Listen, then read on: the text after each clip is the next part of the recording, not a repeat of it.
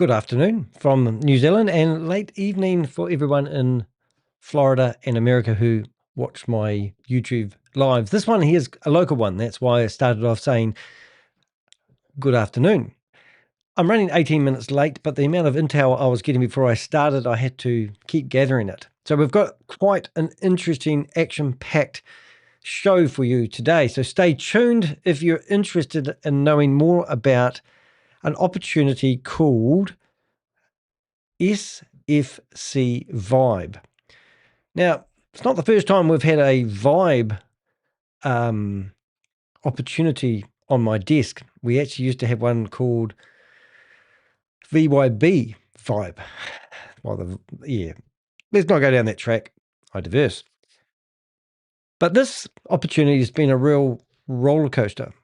Now, I saw the warnings coming out in the local newspapers, and I didn't realize what it was, didn't realize it was something to do with a scam or a pyramid scheme or a Ponzi scheme.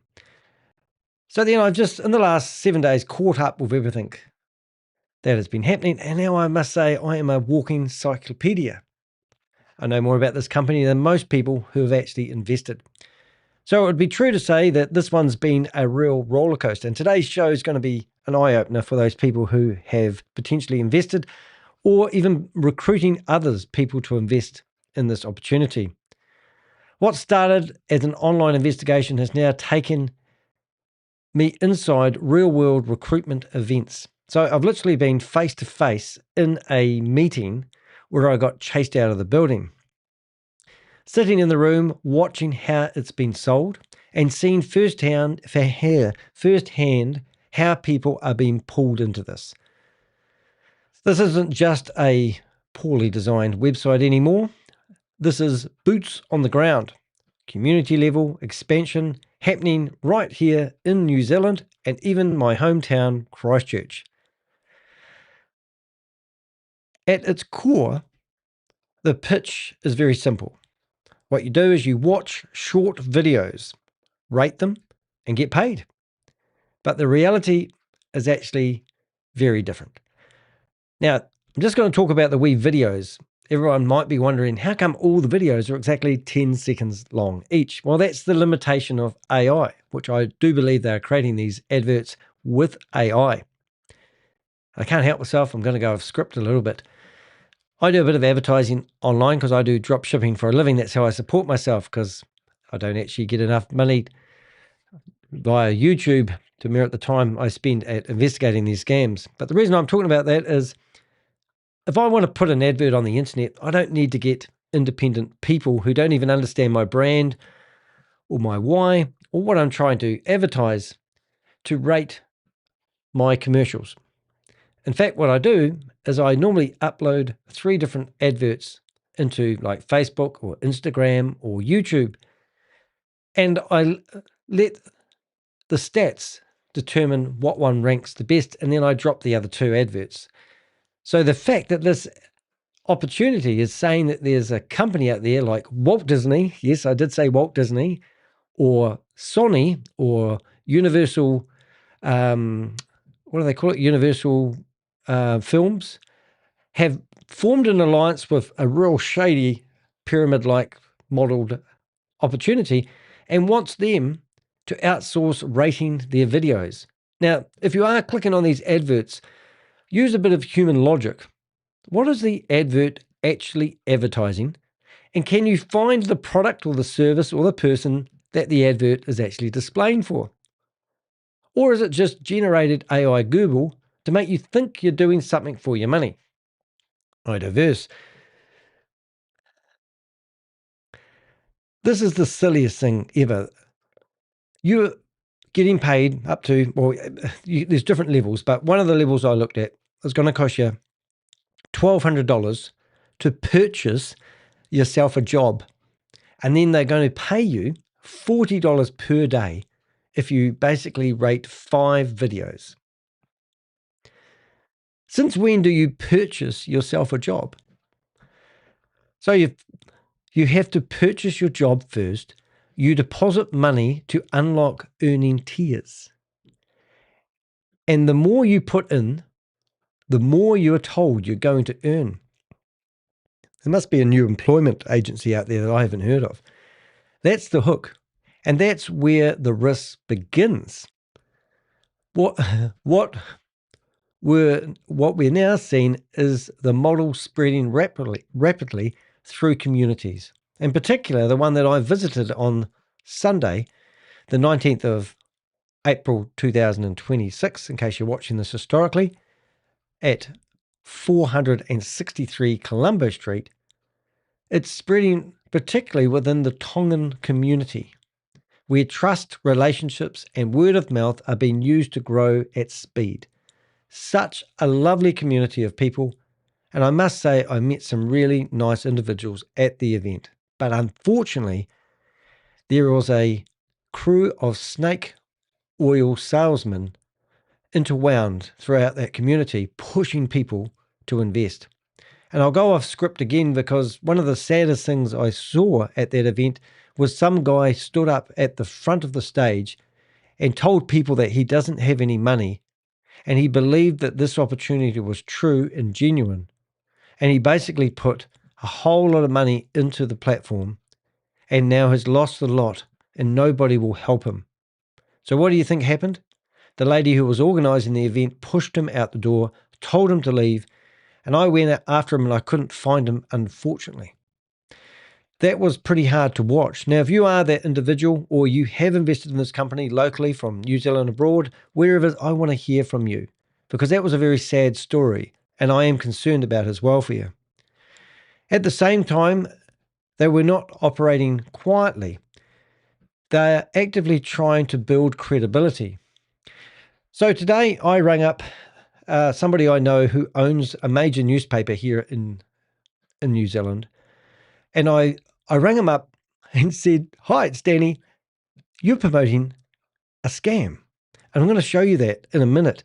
But what I uncovered this morning was sponsored content in local newspapers, representing themselves as a global compliant platform, claiming social responsibility, denying quick profit acquisitions, and positioning account restrictions as routine compliant checks. So we've got people out there claiming they can't get their money off their platform and the money's locked in and it's frozen. But now they've even put advertising out there to claim that the account restrictions that people are complaining about is routine compliant checks. Now, this company that we're talking about has actually been investigated, is getting investigated by the Commerce Commission in New Zealand. And I have actively sent proof, videos, and the whole 9 yards to them, as well as the FMA. Now, if you want to stick with me and you're sitting here and you're doubting Thomas, I'm going to show you the direct correspondence that I had with Hillary, the lady who runs the FMA in New Zealand. On the surface, when you look at these adverts, it reads like legitimacy. But when you line it up against the actual structure, deposits, recruitment, withdrawal issues, and multiple companies being set up across New Zealand, it's a very different picture. A very different picture starts to emerge. So they've currently set up 5 independent companies in New Zealand, which I don't know any corporate like Coca-Cola or Apple, when they have people working in those divisions that get to set up their own independent companies. But that's what they've done here in New Zealand. They've got 5 different companies, which is absolutely ridiculous. Hello, David. Hello, Magic. Hello, Susie. And hello, Magic again. Nice to see you guys here in the chat room, which I'll bring up in a second. What the heck? Let's bring up the chat room now. Let's see what people are saying. Please do give us your words or go over my face, but there you go. The chat room's now visible for everyone to see. Right, so as I said, they've set up 5 companies in New Zealand, multiple individuals fronting the operation locally, links pointing back to someone much bigger overseas, which we're also going to have a look at today. Now, interestingly enough, I've actually found 3 phone numbers associated with the 5 companies that I've found that are registered in New Zealand, and I'm actually going to make those phone numbers available for you on my blog. So in the chat room, you'll see a link to those, but I am still looking for the last 2 phone numbers. Now, let's just play that down the Danny road there for a wee while. If these companies are legit, and if they are doing sponsored adverts saying that everyone's just mistaken their business model, then why is it when you ring In every single one of those phone numbers that I have found of the company directors, that they will not answer their phone. They will message you back and only text you. No one is answering their phones. Now, I did have a live the other day, and I lied. We did actually have one person who answered their phones. He promised to bring me back in 5 minutes, and I haven't. I've rung that guy back 20 times, and he will not ring me back. But he'll be watching this video right now. And if you look in the chat box, you'll see there's a link that says, join Danny DeHeck on stage right now. Now, any legitimate company that wants to put things right would put somebody on the stage with me right now while I'm recording live. But from my history of doing this over the last 5 years, no one will do it because they all want to hide. In this live, we're going to take a look through everything. What I saw at the event, what happened when I asked questions, and how the system really works, and why so many red flags are starting to stack up. Not just one, quite a few. Because once you understand the model, you start to understand the pattern. And once you see it, you can't unsee it. Now, first of all, let me show you me getting manhandled out of the event on Sunday. Now, the two guys that are handling me and actually threaten me with grievous bodily harm are not the real people who did it. We have photos of those, the lady and the man that manhandled me out of the event, and they pushed me towards the door, and I had to take flight. Unfortunately, I didn't even have the opportunity to give back the microphone, which if you are going to watch, you would probably find that quite funny. So I'm going to run you through a couple of things that we've got going. So first thing what we've got going is an advert in a local paper. Now, I'm not going to show you the local paper, but this was published on Thursday, the 16th of April. And here it shows you how it is sponsored content. And this is what the company here says. Now, we're going to go through this before we look at my blog. As a global compliant platform, SFCVIBE says it has always adhered to transparent and law-abiding operations. We reject misleading quick profit claims and offer users stable supplementary income through practical tasks. The temporary restrictions on some accounts are only preventive measures during compliance reviews, not fund seizures or misappropriation. All legitimate user earnings are protected and will be processed properly after the review. Our offline offices in Christchurch and Auckland demonstrate our commitment to local communities. Right. So why is a corporate company now broke itself into 5 different companies and scattered themselves throughout New Zealand? We Good question. provide professional services and full operational support while contributing to local development with no improper or misleading practices. Yeah, so here's the big happy communities. As I said, they're going after the Tongan community. And this is the last part here, which we might as well read the whole lot now we've got this far. SFCVIBE integrates social responsibility into its core business. We allocate a special public welfare fund annually and carry out programs worldwide. Youth art education in North America, educational support in Oceania, and assistance for the elderly, people with disabilities. Right, so they're basically doing good in the community, giving people jobs, but they're not actually giving people jobs because you have to actually pay to actually get a job. Yeah, that's all I'm going to say on that. Anyway, I've asked for that to be removed from the newspaper. It'd be interesting to see if it is, but let's hope. I'm just going to hit refresh now and see if it does. Nope, still there. Give it time. It will be removed. These are the type of individuals here. This is a lady which is causing some people a lot of grief. And she actually owns, she's one of the events organizer. Now, she was running an event that apparently had 400 people at the event on Saturday. And Only, a lady, a dear friend lady who actually has fought people who are running pyramid schemes in the past, was actually at that event. And it was broadcast live. We didn't actually get a clip of that. They've removed the videos of the live event because she stood up and asked questions. And she got told to leave just like I did. So she told me about the event in Christchurch. I looked at a video which was encouraging me to go along and have a look, and I did all that. But Only is an amazing individual. Now, what's interesting about Only and this lady here, she's sort of told she wouldn't give the microphone to Only. And Only said, I don't need a microphone. She was a strong lady who really cares about the Tongan community. But this lady doesn't care about the Tongan community because she's not willing to listen to the red flags. She's just taking the money. There's a few things that we don't understand about this business. The first thing is, what is happening to the money? I'm an investigative journalist, and we always follow the crypto or we follow the money. The money doesn't lie. So when you paid your $1,200 for your S3 level account on your pyramid scheme, where did the money go? Do you know? Who's handling the money?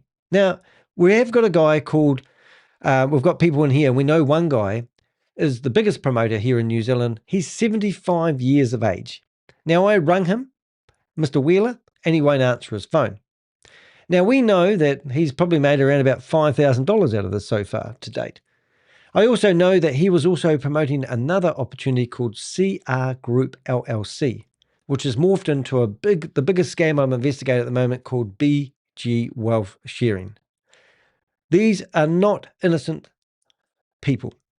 They are people that are serial promoters of Ponzi schemes, pyramid schemes, and scams, and they need to be stopped. So we're asking you if you know certain details about these individuals. Now, ironically, we know where these people live because they've used their home address on the company registers.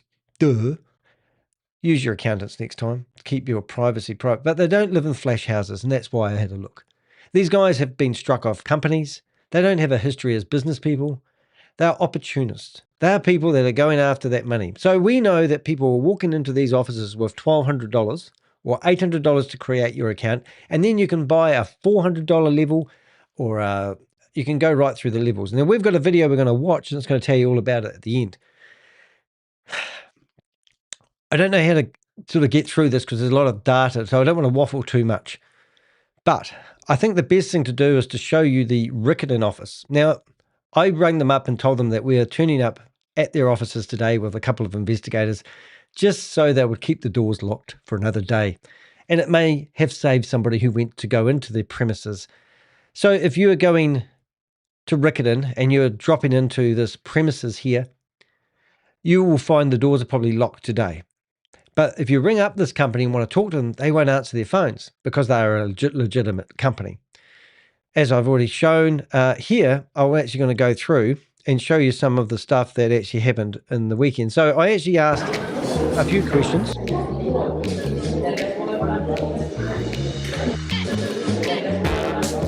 So I had my questions prepared, which you'll see. Get the questions out. So, yeah, well, I've got questions. I've got about 20 questions I wanted to ask. And then what we had the organizer lady that turned up. First of all, we had Therese. We had another lady come out who did the earthquake speech, but didn't say I went not allowed to film. They had prizes. And it got to the point where this lady here, I don't know who this lady is, but I'd love to know who this lady is holding the microphone. I don't know her name. I don't think it would be hard to find it, but then she got to the point where I think she didn't like me. Let me see if I can find it. I'll just get to that point. I did ask some pretty curly questions because I was well prepared. I think this is where it all went pear-shaped about here. And I don't like doing this, but somebody's got to speak up for these people.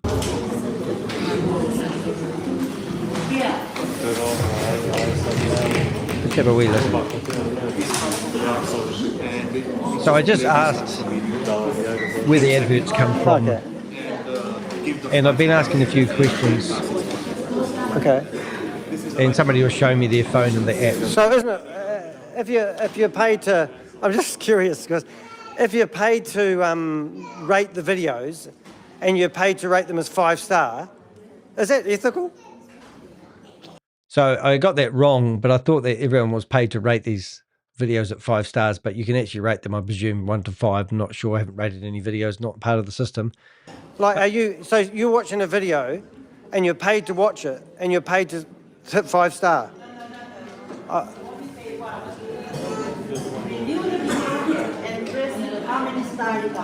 Oh, you can rate it. Oh, okay. Right.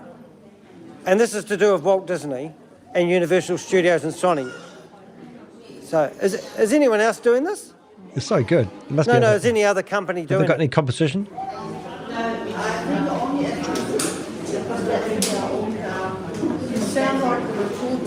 I sound like a reporter.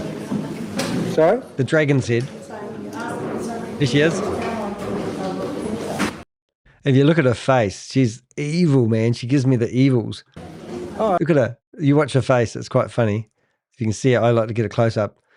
We've got the. Well, it could be, but I mean, you said that we could do a due diligence.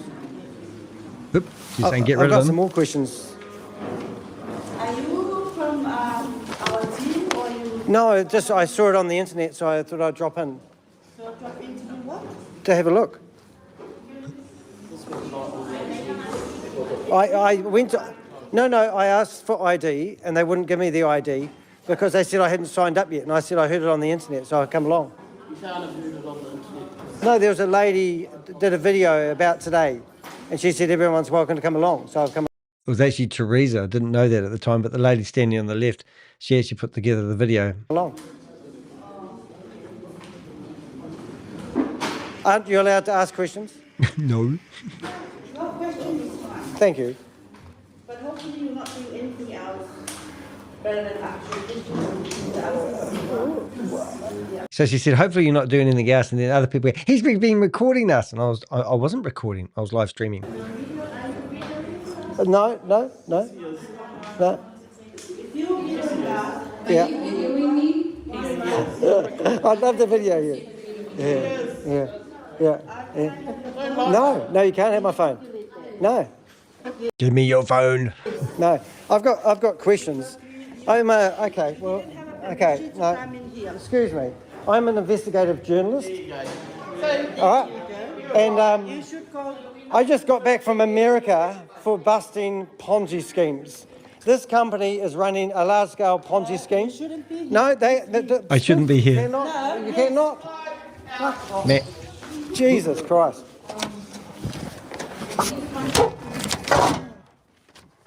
Don't know what was wrong with the door. They've since come back and said I vandalised the door.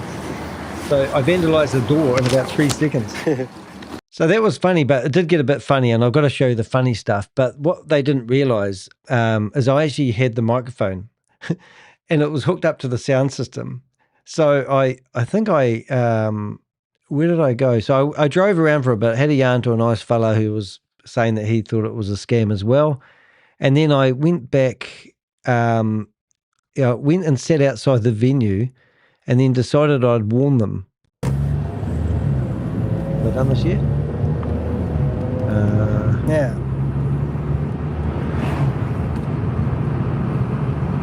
Oh, here we go. I'll go back here. So this Scam. And if you is the weirdest thing I've ever done. So I'm sitting outside the venue. G'day everybody, how are you doing? Look, I know you want this to be a proper opportunity, but it's not. The Commerce Commission of New Zealand has investigated this company, and they've also had people who are associated with this Ponzi scheme being talked to by the New Zealand police.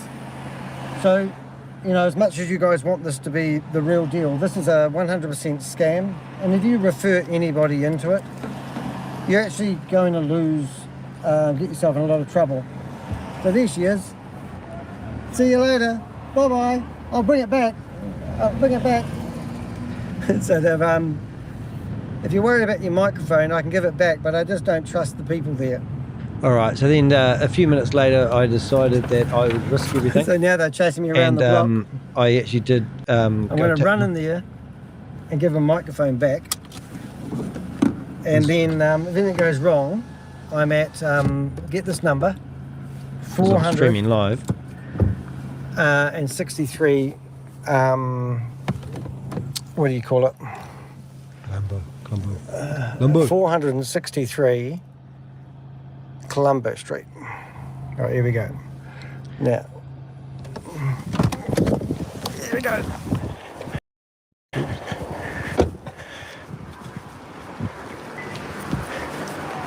So, microphone returning. There you go, mate.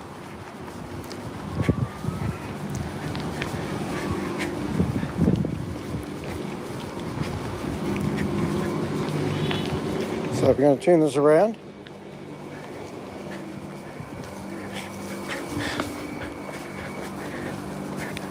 So this is the back door of the event. Here we go. It's alright, look off. Yeah, here it is. Yeah, sure. No worries, mate. Right, cheers, bro. Bye. So this individual here, when I look back at the footage, the other footage that I've got that I weren't recording live, is he was carrying in all the boxes and all the prizes. So I can assume he's like a brother-in-law of some, like maybe Teresa, maybe the husband, I don't know, maybe the father, but they're all connected. But my point is, I don't know who this guy's name is, and I wouldn't mind knowing it. So if you do know, please let me know. He's not the person that threw me out of the venue. It was a bigger guy. But basically you can go there and watch the whole video. So since then, and the way I was treated, because I just wanted to know the truth, I've put together a blog which basically breaks down the entire scam. And also I've got a video of them recruiting people, which I will show you in the not too distant future. But first of all, let's have a look at the evidence and let's see what I'm alleging that this company is, and why you should have extreme caution if you're thinking about staying in this company. And the reality is that if you put $1,200 down to buy yourself an S3 account where you're going to get a job, then where does that money go? How does the transaction actually work? That's why I want to speak to the guy that lost all his money. Did they take cash? Did they put that money into their accounts? Did they put it into their company? Are they authorized to take money for that business? All these questions I want to ask. So that's where you can help me. If you have lost money, let me know. So if you have to pay money to get a job, it's not a job, it's a scam. It's as simple as that. A Christchurch family sits at home staring at empty accounts after trusting that they were told what they were told was a simple way to earn money online. So this is the individual I'm talking about, and I'm pretty sure the guy that stood up in the front of the stage is the person that probably laid the police complaint. And this information here is actually grabbed out of all the online articles that we've had published by people like Chris Lynch and other news outlets. So they weren't gambling, they weren't trading, they were told that they will get paid to rate movies. What followed was a chain of deposits, updates, pressure to recruit, and eventually silence when they tried to withdraw. So to make money on this system, you were told to recruit. So it doesn't matter whether they're selling crickets, Matchbox toys, airlines. It's nothing to do with what they're claiming they're doing. It's all about recruiting and getting that membership fee from people. That's how all these scams, they always have the same pattern. This is the reality behind SFCVIBE Rating Limited. Now we're just going to flip off to their website. Now if you go to SFCVIBErating.com, you'll just find a simple login screen, which is big and clunky. That's it. You have to sign in. No account yet. You would find nothing. However, if you put the word as a subdomain, official.sfcvibe rating, you'll find this website. Now, I'll go through some of the basics on the website. I have emailed all the email addresses that are on this website, and also any other advertising I've seen that the company does, and every single one of those email addresses bounce back. So there's no way of contacting this company by the advertised email addresses on their own website. The next thing, it's got contact via Telegram. Now, you can't actually engage with anybody in their Telegram. You can only get posts of when they do updates. So technically speaking, there's no way in hell you can communicate with anyone who operates this website. The next big lie is so that they're claiming that they've got an app, supports OS and Android systems. Choose the version suitable for your device. And when you click on get it on Google Play, you are actually not getting it on Google Play. It downloads what they call a script, an APK file, which is a configuration file for your phone. Very dangerous to do so, because this scam will originate from China. And it will be probably managed by people in human trafficking compounds, because that's what they do in those cities that you see all those people who are forced to work for slave labor. There's no connection to the Google Play Store. Now, the Google Play Store is easy peasy lemon squeezy to get an app in there if you want to. It's not rocket science, but even this one isn't in there. Right. It says here quite clearly, download on the Apple App Store. When you click on that, it sends a configuration file to your iPhone. It does not take you to the App Store. You will not find this in the list of approved apps on the Apple App Store. Quite sophisticated that they've managed to get that going. Is more red flags than you can poke a stick at, just what they're actually claiming here and what is actually happening when you click on those buttons. Don't install the app. It can monitor you. Some of these apps like Bond Chat that they use in other scams that we're currently fighting, they are literally listening to you talk. They can turn your speaker on. They can turn your camera on whenever you're doing anything and eavesdrops on you. These apps are not to be trusted.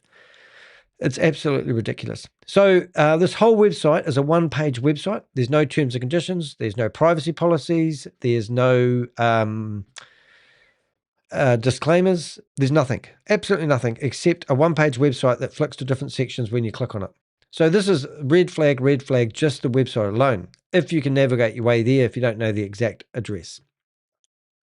The platform presented itself as a global firm analyst company, while underneath the investigation in New Zealand suspected, so the investigation that's going on at the moment, they suspect it's a pyramid scheme. Over the past few weeks, I've reviewed the media coverage, analysed the website, examined the company structure, tracked the app distribution, and compared the model to patterns that I've seen on other scams and schemes that I do all the time.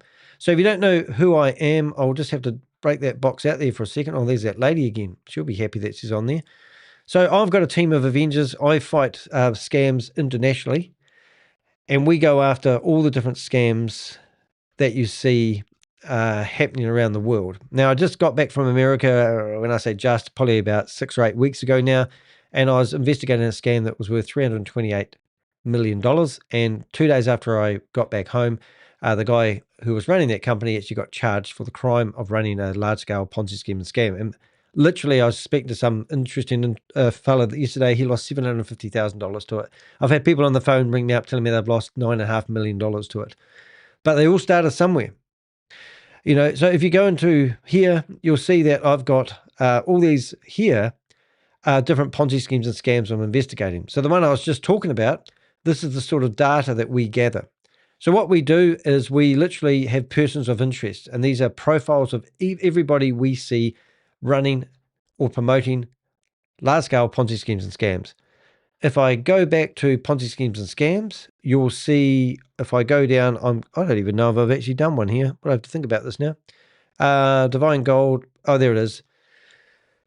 So this is the start. So this is a bit crazy because I haven't actually done anything on it. But we will, all the marketers that we do have, like for example, I do actually have one marketer. So let's do this. So let's go to persons of interest. I have now created a folder called Tonga. And in here, I've got one lady that I've seen promoting this. And I now will put her name. I'll go back here and I will start building a better database. So we go to Ponzi schemes and scams. We're going to go to CS trading. We go to marketers. I will put a column in here for her. And then we will put a link and we'll put paste.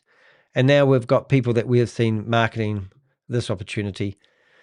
And the other thing that we'll do, that like once they've got a taste of doing this sort of stuff, we see them doing it again and again, which is absolutely crazy.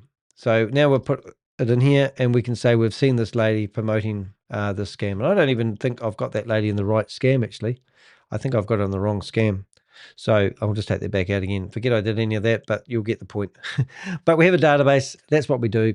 I do it professionally. And that's how I make my living, is chasing down these scams. So over the last few weeks, we've received, we've tracked apps and done all that. What emerged isn't just a questionable opportunity or a poorly explained business. It is a, is it resignable? Recognizable. Recognizable and repeatable pattern. Nothing new about this opportunity. It doesn't matter what they're selling. As I said, it's all structured the same way. One built on deposits, tiers, recruitment, and manufactured credibility. Now spreading through local companies, online groups, and platforms that raise serious questions about transparency, accountability, and consumer safety. So if you wanted to get your money back, who do you talk to? Crickets. If you can't ring up the people who are registering these companies, who are you going to talk to? If you can't email the people from the email address that are publicly displayed on their website, who are you going to talk to? Do you really want to be part of something like this and have belief that it's real and it's genuine? Are you really going to trust your friend? The lady who ran the presentation on Sunday when I was there face to face was reading it off her phone. She rang me up afterwards pleading with me to take the video offline. She's even put a privacy complaint in about the video of her marketing this product because she said she didn't understand what she was doing. She even claimed that she had no idea the ins and outs of the company.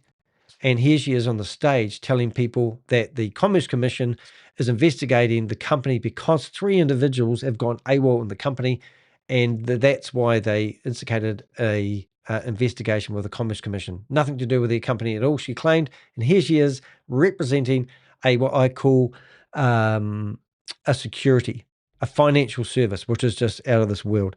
So, oh, look at this. Hello, Queen Akama, you're in here. Nice to see you here. Lovely. Lovely to have you here. Anyway, the story they told. Before anyone lost money, I hate this name, SFCVIBE built a narrative designed to pass casual credibility checks. In late 2025, the company began publishing press releases presenting itself as a global film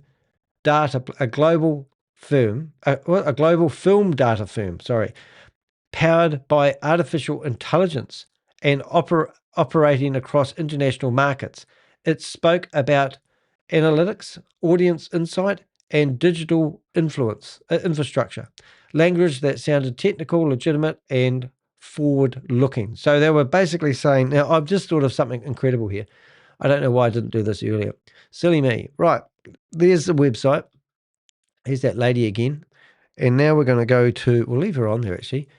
Oh, yes, that's one. I'm going to leave that there. But I just want to do a quick look on the Wayback Machine. So even though this company's been registered since 2022 in America, wonder if it's always had the same identity as it does now.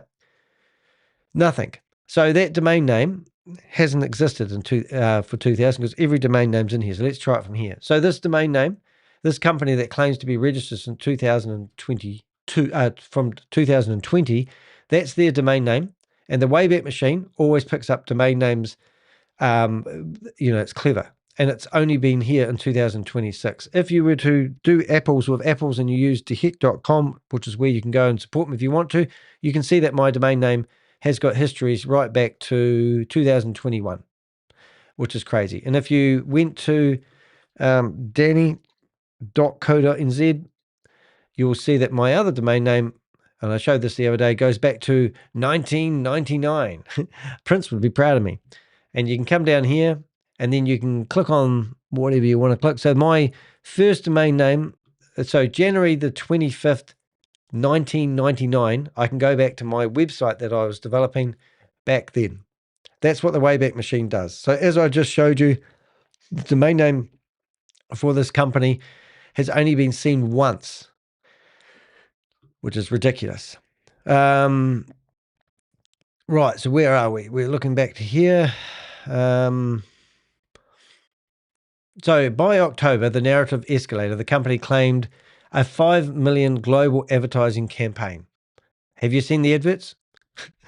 Along with regional hubs in cities like London, Tokyo, Los Angeles. A month later, they introduced what they called user growth point system, rewarding users for promoting the platform and increasing the visibility. Well, they haven't done a very good job because they've only been listed once in the Wayback Machine. On paper, it looked like engagement. In practice, it was structured promotion, turning users into marketers without calling it recruitment, giving them a job.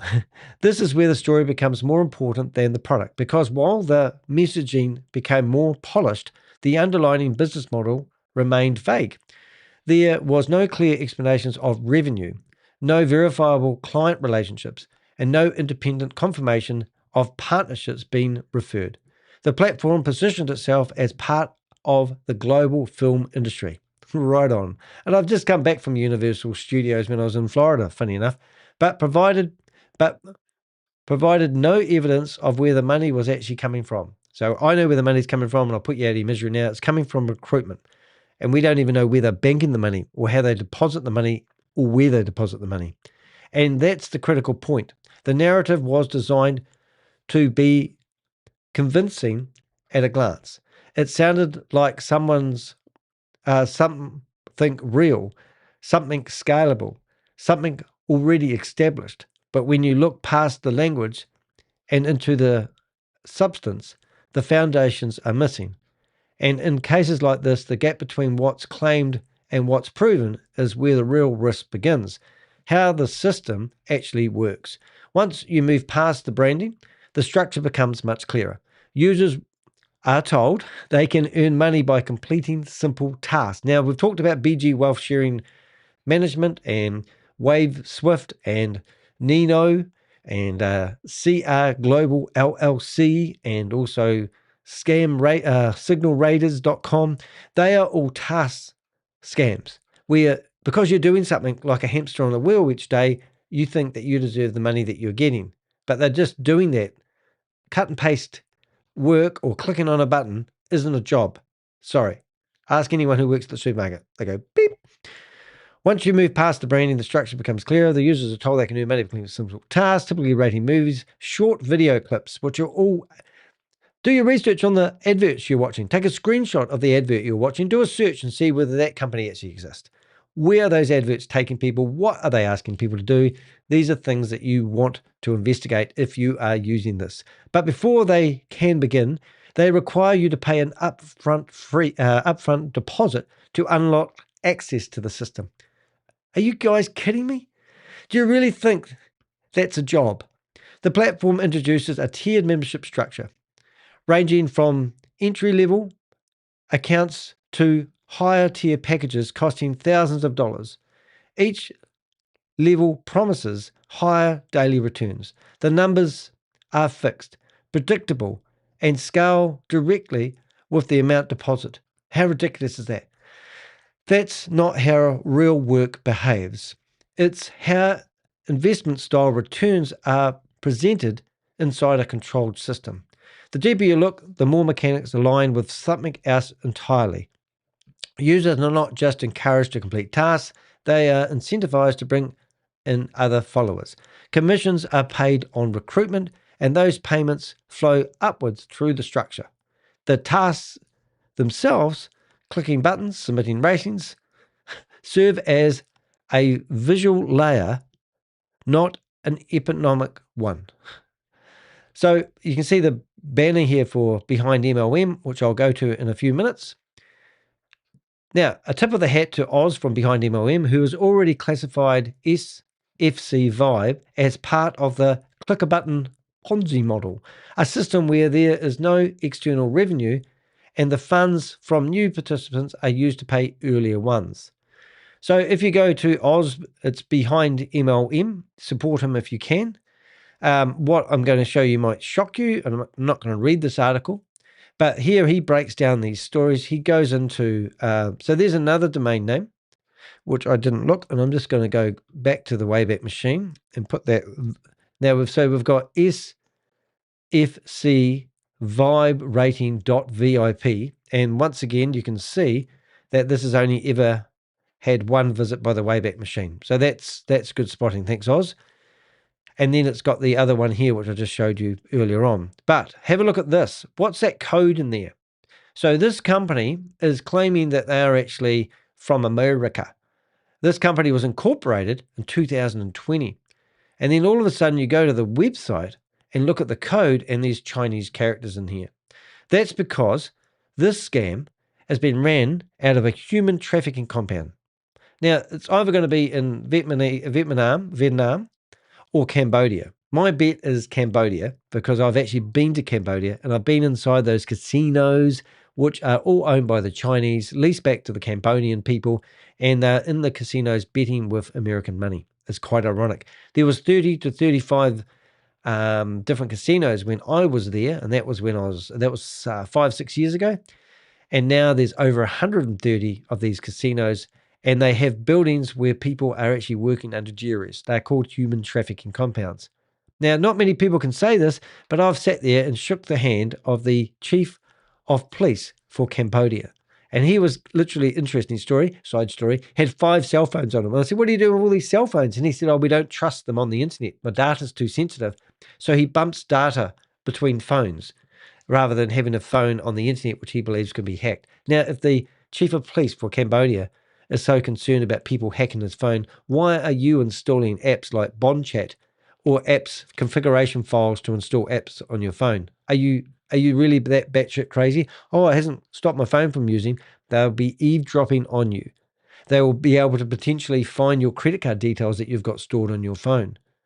Your privacy is what all these scams are about these days. Anyway, if you go through this here, you can see all the banners and all the adverts that you may have already seen to join this. You can see the office in Riccarton that they've set up in, and I will actually go in there and meet the person that run it. And the worst part is you can see the S3 service here. So what they are alleging that you're going to make over $14,000 a year if you sign up for this S3. So initially you sign up, I think you buy an account for $800. And I think then you need to buy your levels. And they start from $100 and go up to $15,000. They must be laughing when you sign up for that one. And if you pay, get this, $15,000 for your job, you are going to make $600 a day. I think this scam's going to fall over in no time. So we come through here, and if you go down through his article enough, you can see the certificates that look real. You can hardly read them, reason for that. And it's just stupid stuff. But you go down here, now you're going to start reading about Cambodia. And now you're going to start seeing people that have been associated with the same circles as this scam. So individuals that are linked to SFCVIBE, Oz has done an amazing investigation, and then we can see the people who are behind it all. So if you haven't read that article and the people getting arrested, then you need to wake up and smell the coffee. And look, even I have posted the letter that I've written to the Financial Markets Authority here in New Zealand, and it's a really, really good read. So you can find that on my blog. And you can tip the hat to Oz for publishing such a great thing. Okay, Susie's got a wee message for you. It says, listen up, folks. We're going to cut to the chase. This is a Chinese operator scam running out of Cambodia, scam compounds in, I can't even say that word. We found the writer of the articles. So we've literally found blogs that have been published on their websites, and we've actually gone back to the author of those blogs and found through our networks the connected person to that author. And we've found that they're coming out of Cambodia. I mean, you don't have to believe us. You've got no proof that this isn't a scam. And I'm giving you the receipts. The New Zealand companies behind the operation, as I continue to dig, something stood out. I'm going to call it Vibe.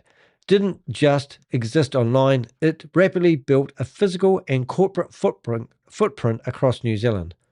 What initially looked like a single operation expanded into multiple locally registered companies, each tier to a different region and controlled by a different individuals. On paper, these are separate New Zealand entities. Let's see what we've got here. Why is my battery that bad? 1 minute, please, caller. I'm just going to see if we can actually ring these companies. So I just need to set up my phone and I'll carry on reading, but I'll get myself to the point where I'm in the right place. And then I should have done this earlier, but there's so many things you've got to do earlier that sometimes you just can't. So let's have a look here. Right, so what have we got?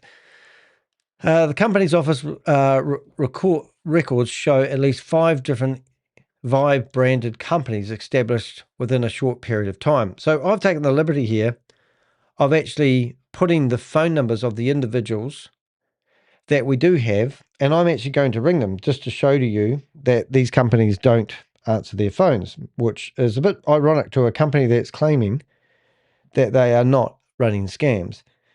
Now, the first lady I'm going to ring is the Auckland office, and hopefully it will come through the audio system.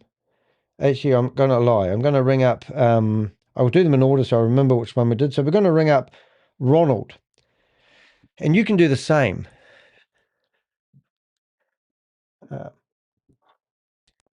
So we're ringing up Donald. Let's see if I can put that on that's not working. There we go. It's coming through now. Now, it just rings and rings. The person you have dialed can't take your call now. When you've finished recording, press hash for more options or just hang up. Hello, Ronald. This is Danny DeHeck. I'm currently live on the internet at the moment doing a video about your SFCVIBE rating Riccarton Limited Company. Now, I've rung you 20 times. You are claiming that you're a legitimate company. Why will you not return my call? Why do I need to ring you so many times and get no action? Now, I've heard from other people in the Tongan community that you're a coward and you don't want to ring me up. So you're living the dream.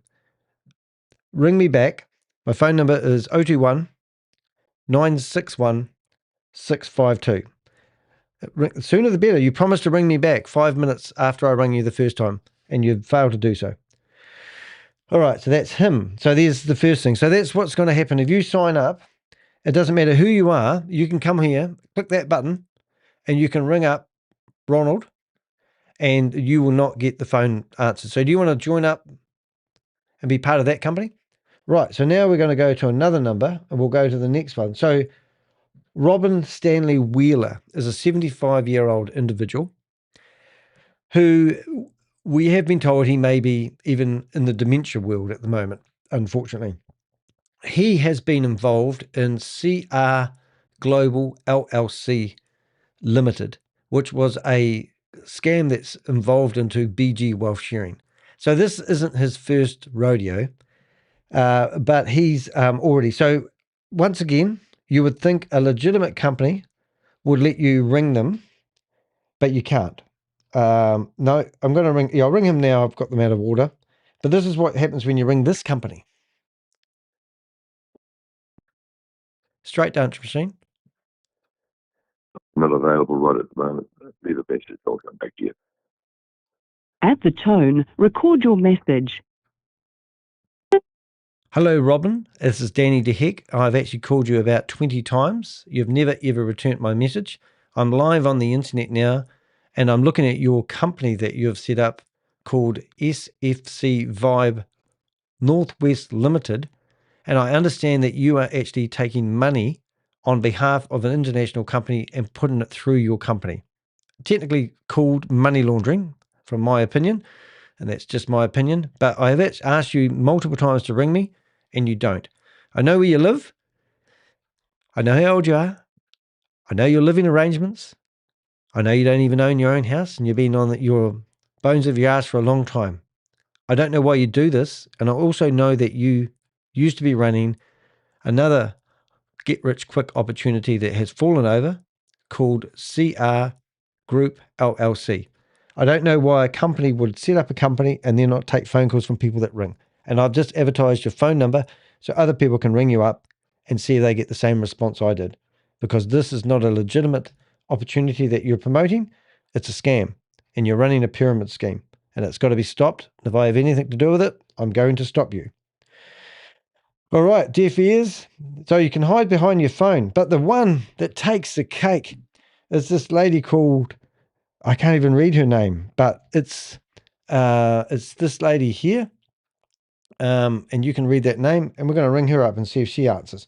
I already had her phone number on my phone, so that means she's probably been involved in the past as well.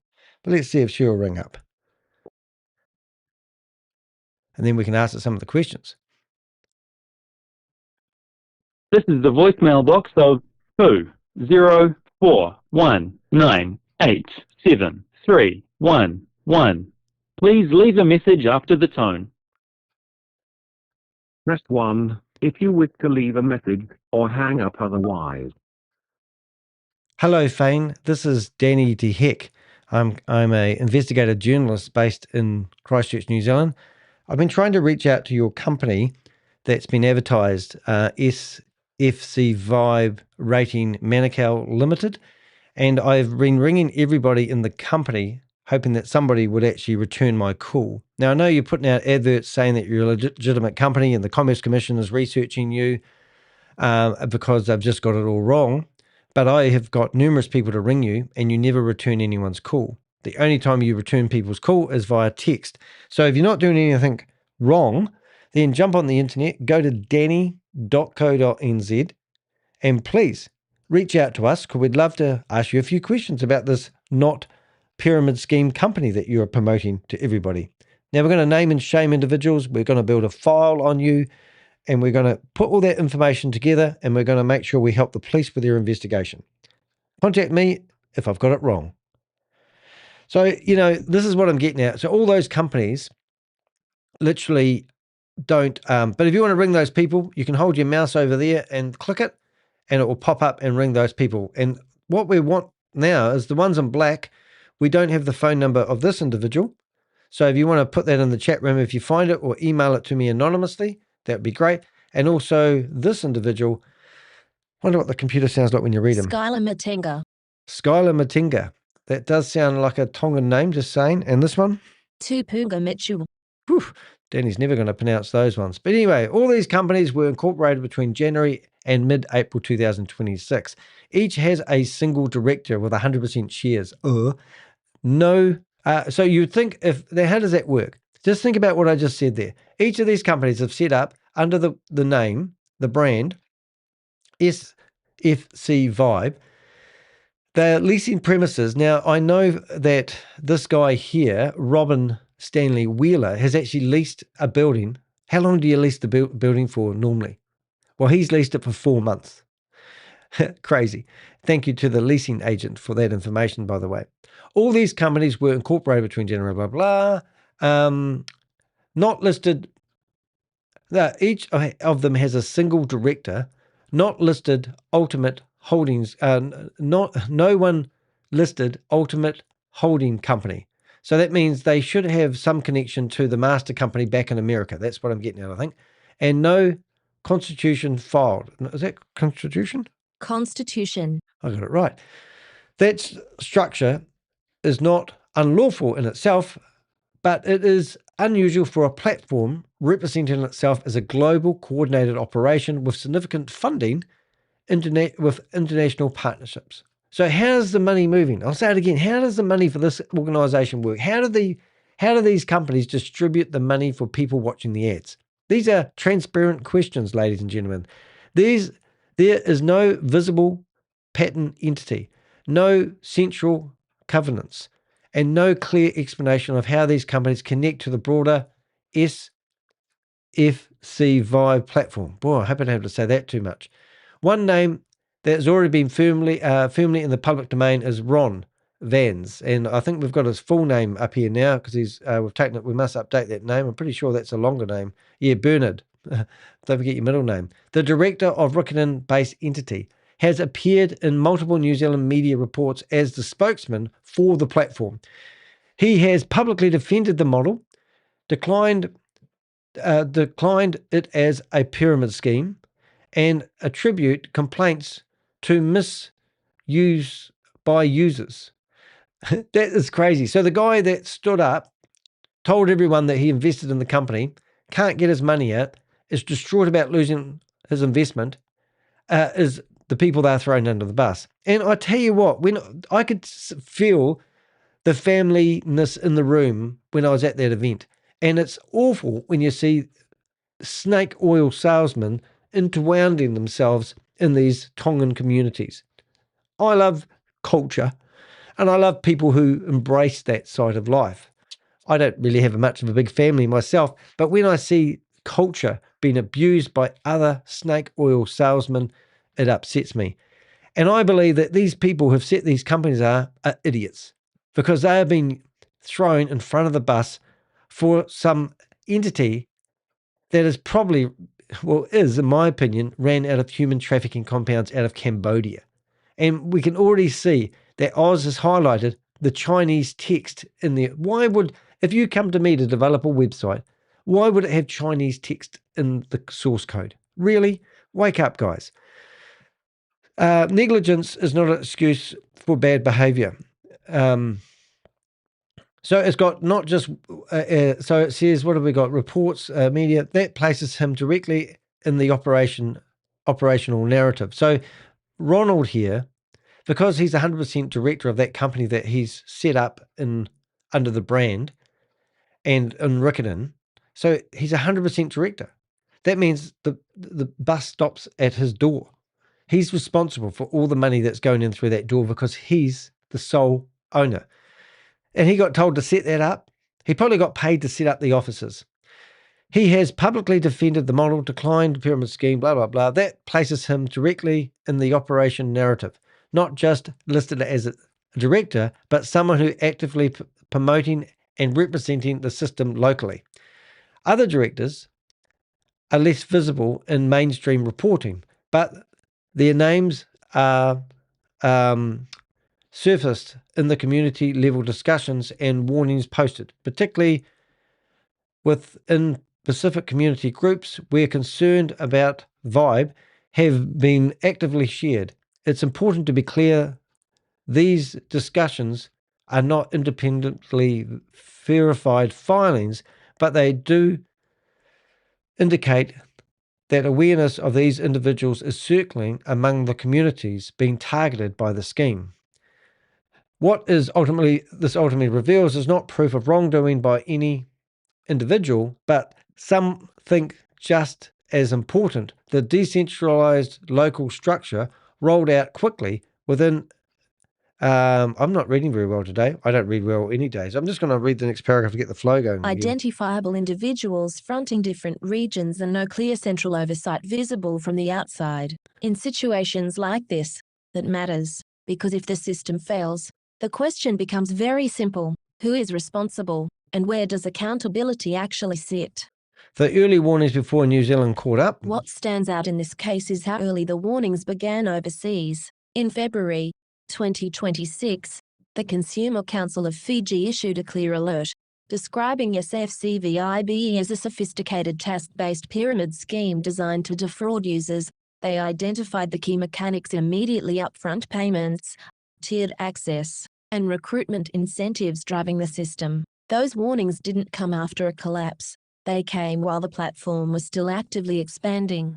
Yeah, so all this has happened in 2026, which is batshit crazy, really, isn't it? Because this company theoretically is registered 2020, and their domain names don't add up. Nothing adds up about this company except it's running out of human trafficking compound. Thanks for the words of encouragement, Rich. At the same time, reports were already emerging of users being unable to withdraw funds. Conditions were being added, accounts were being restricted, and users were being told to complete more tasks or upgrade their level before accessing their money. These are not isolated complaints. They are consistent with how these systems behave when liquidity tightens, when more people try to take money out than are putting money in.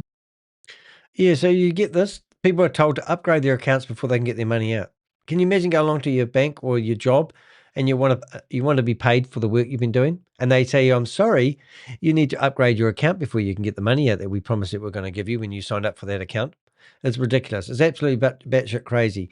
In New Zealand, the Commerce Commissioners have opened an investigation confirming that VIBE is a suspected Ponzi scheme and scam under the Fair Trading Act. Their advertisements are being questioned. This case is active and the outcome is still being determined, but the warning is already there.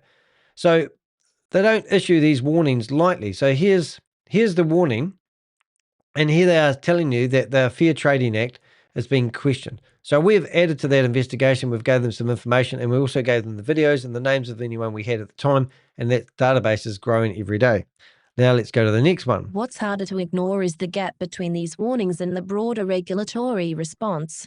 Despite widespread media coverage, international alerts, and a growing body of evidence, there has still been no public warning issued by the Financial Markets Authority at the time of writing. That's not just a delay, It raises serious questions about response time and accountability. Yep, and I've got a real bee in my bonnet about this I've one, I'll tell already you. submitted a formal complaint to the FMA outlining the structure of the platform, the risks to New Zealand consumers, and the volume of publicly available evidence. The reality is, much of the early warning in cases like this is being driven by journalists, independent investigators, and community discussions, rather than by the regulator that's expected to lead on financial risk. When that happens, it creates a gap, and that gap is where more people get pulled in before any formal warning appears. Yeah, so this is the warning that I sent to Hillary, which is the head of the FMA, and the financial market team. And I emailed 16 different people, 14, I think it was, different people. And I basically write to them and I basically tell them, you know, what I've seen happening, why they should be investigating this. I would appreciate clarity on the following. What threshold must be met before the FMA issues a public warning about this company? How does the FMA coordinate with the Commerce Commission, who already obviously started an investigation?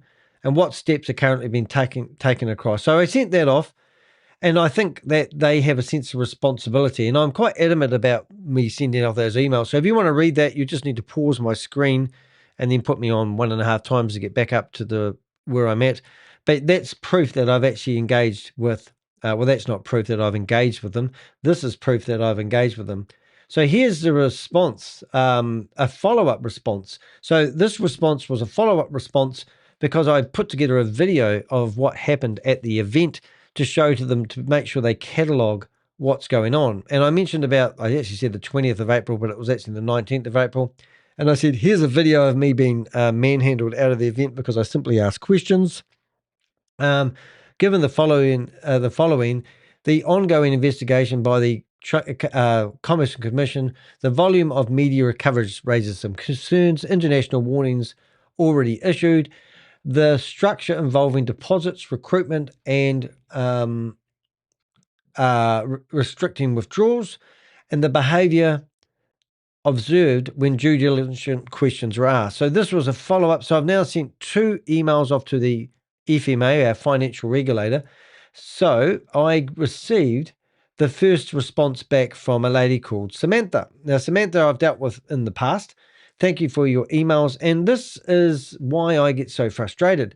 So they basically said to me, it's not their problem. And this is what they've written. Dear Danny, thank you for your emails of the 18th of April and the 20th of April, 2026, setting out your concerns regarding SFCVIBE rating. We acknowledge the issues you have raised in relation to SFCVIBE rating, and the potential risks you consider may be associated with that platform. We appreciate the time you have taken to reference media reporting, publicly available information, and your own investigative work.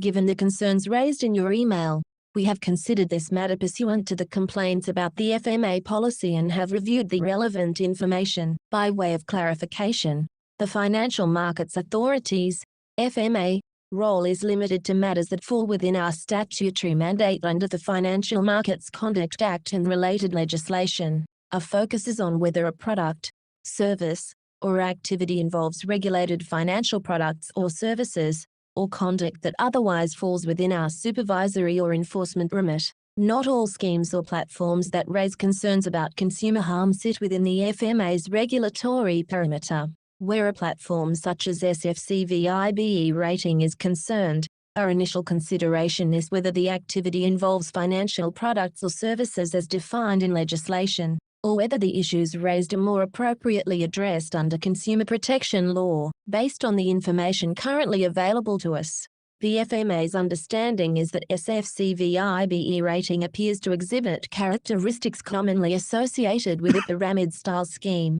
including features consistent with so-called job or task-based scams given the recruitment requirements and basic digital tasks, such as rating and reviewing movies are a feature. At this stage, we have not identified any apparent link to regulated financial services or financial products that would bring the activity within the FMA's regulatory remit. Concerns of this nature are generally led by the Commerce Commission, and as you are aware, they have publicly advised of their concerns and are acting. While the FMA maintains information sharing arrangements with other agencies, including the Commerce Commission. Each regulator must act within its own statutory powers and decision-making thresholds. With respect to public warnings, the FMA does not issue alerts solely on the basis of media reporting or third-party allegations. Warnings are issued where specific legal criteria are met, including an assessed risk of significant consumer detriment and a clear connection to matters within the FMA's jurisdiction. There are also legal and procedural constraints on what we can publicly confirm or disclose.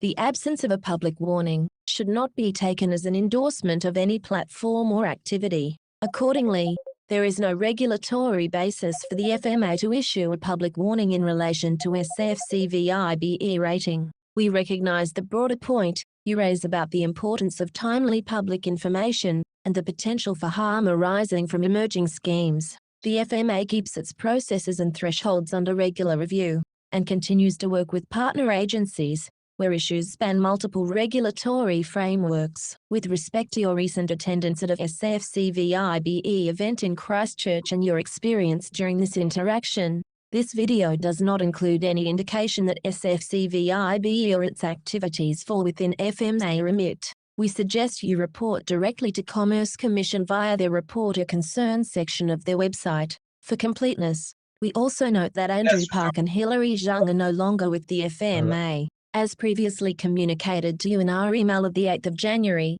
2026, we ask that you update your contact details accordingly. We appreciate you taking the time to engage on these matters and to contribute to broader awareness of potential risks. If you have further information that you believe is relevant to the FMA's statutory remit, you are welcome to share this through our reporting channels, where it can be considered alongside other information received. Details about complaints process are also available on our website, should you wish to seek a review of this response. Alrighty, so just in short here, guys, it's interesting to know that Andrew Park and Hillary have left. So I don't know who's in charge now. But okay, so they're basically saying it's not their problem. And I challenge that. So, oh my goodness, have I got... So I think that's just a load of bullshit, to be honest. So I've actually gone back and said that's bullshit.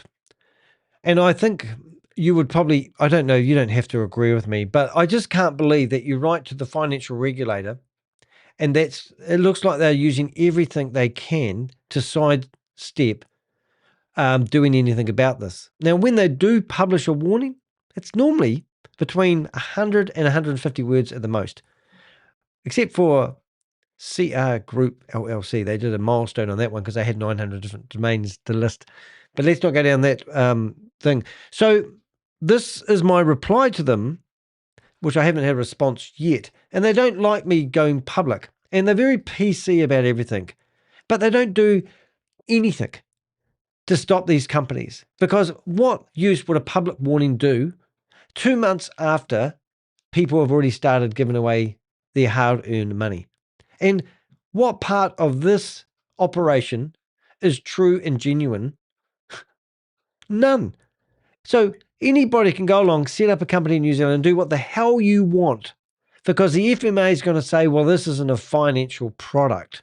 And I'm going, well, did you not watch the video where Teresa was telling people to deposit $1,200 and they were going to get $14,000 worth in wages per year back if they rate 5 10-second videos a day?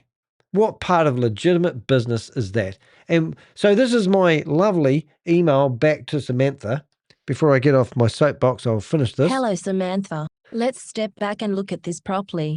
People are being asked to put money in with the expectation of a fixed daily return. I've seen examples of $1,200 turning into claims of $40 a day.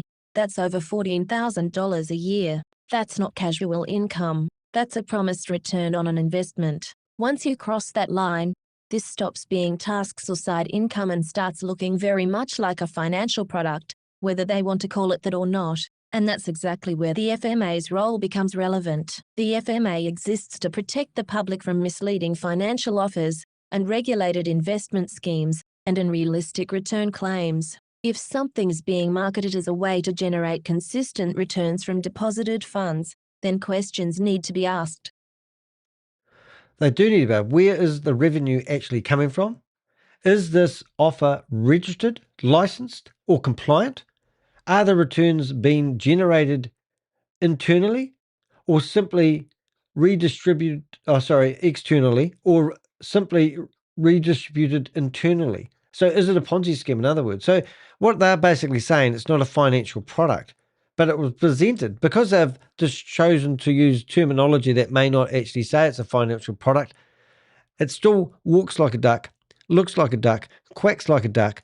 It's doing the same thing as if they actually come out and said we're running a Ponzi scheme. So I might just start up my own Ponzi scheme and put it right under the nose of the FMA, knowing that they're not going to do sweet all about it. Because when people are making decisions based on promised returns, and those promises aren't backed by verifiable evidence, that's where real harm happens. This isn't about semantics. It's about whether people are being led to believe they're investing in something legitimate when they're not. And if that's the case, then it's not just a debate, it's exactly the kind of situation regulators are supposed to step into before more people lose money. I'll be blunt, it shouldn't take someone like me, an independent investigator, to keep pushing this just to get attention on something that is clearly putting New Zealanders at risk. That's their job. Okay, where do we get risk? So now this is actually saying, well, okay then, let me use this to, let's have a look at the last opportunity that you did publish on your website. And let's just have a look at these two paragraphs here. I find myself repeatedly having to argue the obvious while these schemes continue operating in plain sight. When I look at something like CR Group LLC rebranding into BG Wealth Sharing, I struggle to see any meaningful difference in structure or behavior compared to what we are seeing here. The model is the same. The tactics are the same. The only thing that changes is the name, and that happens in a matter of days. Yet the response always feels reactive, slow, cautious to the point where it becomes ineffective. By the time formal action or warnings appear, the damage has already been done and the operation has often moved on or rebranded again. From the outside, it looks like enforcement only happens when there's no other option left, when the situation becomes too visible to ignore. Yeah, and it is like that. You know, it literally is like, what do I have to do to get this company, whose job I thought was to protect New Zealand from financial harm, to actually do something, or even write a post-it note about something, or even to update other previous warnings is just like a nightmare. It takes me more energy to actually write these emails to the financial regulator of New Zealand than it does to actually publish a blog about it. And I put myself on the line as an individual, which I've never, you know, if they use me, I stick my neck out there. Surely no one's going to take the FMA. Do you think this company, the FMA, if you are watching this, hopefully you are at Smoko, is actually going to be hauled into the courtroom by an overseas company that no one can find any communication links with, who doesn't exist? This company doesn't exist. And they've now set up 5 companies in New Zealand as a persona that they are part of a big corporate that doesn't exist. And all of a sudden they're going to take you into the courtroom because you say, hey, New Zealand, let's be careful out there. This has every hallmark, every pattern. There needs to be another category where they can actually say, in our opinion, we believe that this company could be running a Ponzi scheme. How hard could that be? Let's carry on. The response I received reads like something I've seen many times before. It feels templated, detached from what's actually happening on the ground. Meanwhile, these groups are running physical events, recruiting aggressively, and exposing people to real financial harm in real time. They are.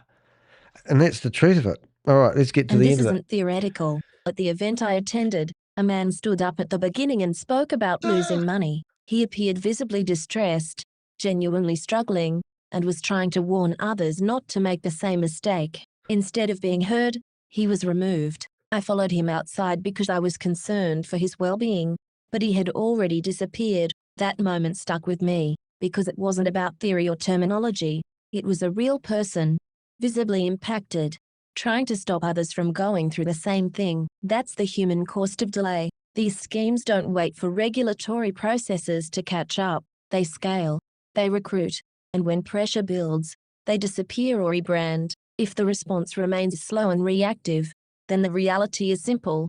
More people get hurt before anything meaningful happens. This isn't just about identifying risk, it's about acting on it while it's still unfolding. Yeah, so that's my bitch to the financial regulator, and that's my response, which to date I haven't received a response. I'm not saying they don't have one. But just going down previous scams. So this was one that this is actually what they called CR Group LLC. Now, what gets me about this particular scam, I'm not diversing, I'm telling you a story, that people that are promoting this SFC Vibe scam have already been promoting this scam. So they need to stop going after the fake companies and doing reports, but they need to start going after the people that are promoting these scams and giving them serious warnings that they're not allowed to. Now, just to give you an idea, this is the biggest warning I've ever seen. They explain how the scam works, how to avoid the scam, and if you have been scammed, how to get all the help, and then the fraudulent investment platform. So now you can see, oh my God, Susie, they've updated it. So these are the other scams that we have published on my blog about. So first of all, Swiftwave Capital is the same as BG Wealth Sharing Group. And then we've also got their exchange. What else have we got? They didn't mention Nova. If you're watching this FMA, you need to update Nova as well. I don't know why you just don't put me in charge of the FMA. That would be fantastic. But just to give you an idea, now we was watching a Tongan meeting yesterday. These are all the different domain names that this company has set up. And I'm gonna diverse, but I need to go back. I need to go back to yesterday's video and show you something shocking, because you won't believe this unless you've seen this before. But we were filming, I think it was this one here. And I think the job we will have. Go outside. Yes. All right. So we were doing. How do I explain this in layman's term? We were spying on the Tongan community who are promoting the scam that I just told you, and in here they had people coming into this Zoom meeting, and they couldn't find a website that didn't have a warning on it saying it was publishing a phishing scam. And just watch what they do. So this is what, so every day you got to do your trades. You've got to cut and paste your trades into the website so you get your money. But every website that has been produced has getting these suspected misleading websites. Now, what they're getting flagged for running a phishing scam, basically dubious websites. And they're getting reported as fast as the domain names come out. So individuals are coming into this Tonga group, and they are basically saying that there's that warning. So they will hunt around and find them one of the other domain names that haven't got that warning yet. So they just they're up to about 900. Well, I think Bob said 1,000 domains. But watch this. Suspected misleading. I'm going to ask them, if I get a chance, I'm going to ask them why they think that's okay. I'm just going to put this on a different screen. I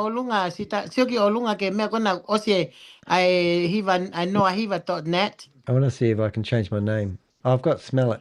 I'd love to know what they're saying. Does anyone got a translator? James. Here, Manu want to speak to you. Manu want to talk to you right now. Manu.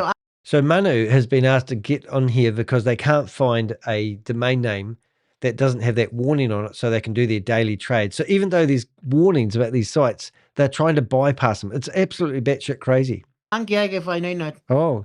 I can't see. Would you love to see you? Is it okay to bypass the warning? Who cares? Go look at back to like a deal. Hurry up, James. Manu's busy.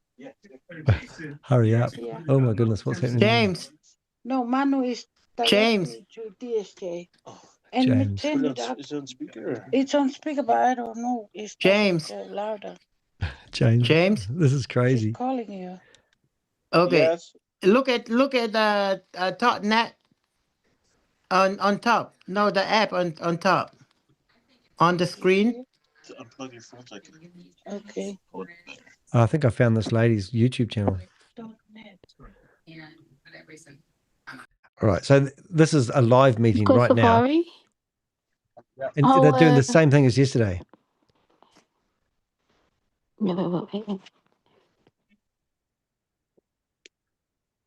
Manu.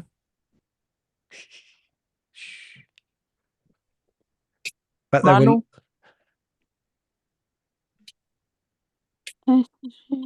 Hey, Bob, are you there? Can you go in here? I'll give you the code. So the ID for this room, Safari.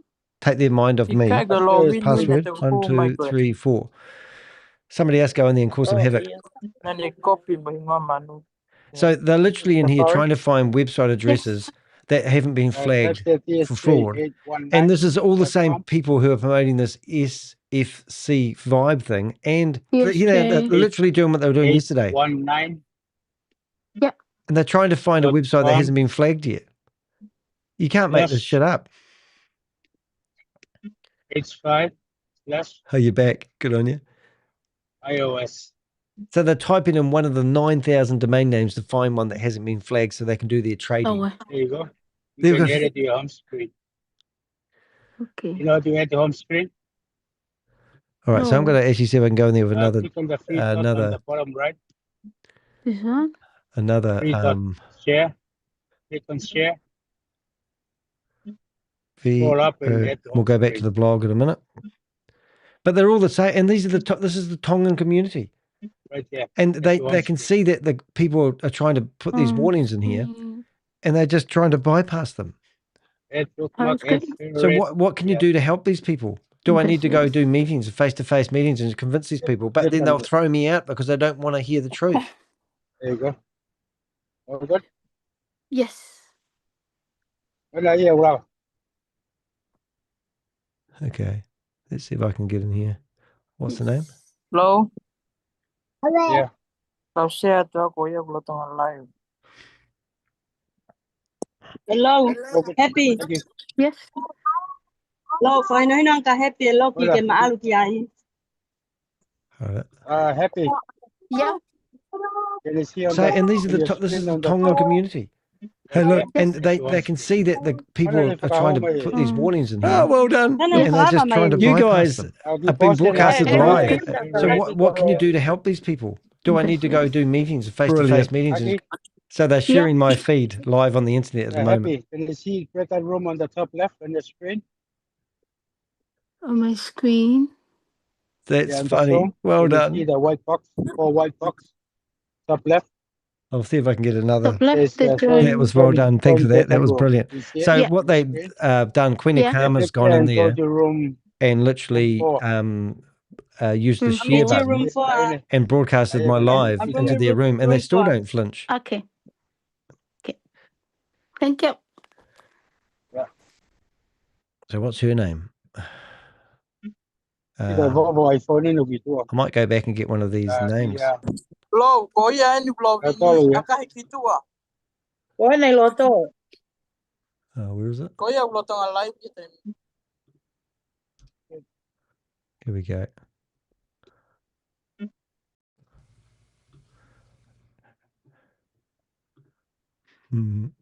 All right, let's see if they let me in. Been removed. So yeah, but I don't need to show you, but that's exactly what happened yesterday. So it's even batshit crazy. Honestly, it is. Look, we got to the stage where I went through we've gone through the companies that have been set up in New Zealand. We got to so I basically have written to the FMA. They basically said that they're leaving it to the Commerce Commission. And then we've got, at some point, the question needs to be asked, are regulators moving fast enough to keep up with how quickly these scans operate? Or are they relying on others to do the early work for them? Do I really need to jeopardize my safety, my welfare, and my everything to fight these scams to keep New Zealanders safe? Am I a hero or am I an idiot? You can make the choice in the comment section under this video. Most people who run the scams will be calling me an idiot, and my team of Avengers are calling me a hero. But isn't this batshit crazy? The fact that I can't even write to a financial regulator of a country and have one-on-one correspondence with them. Now, Tione, the Tione. Now, you're live on the internet at the moment, Tione.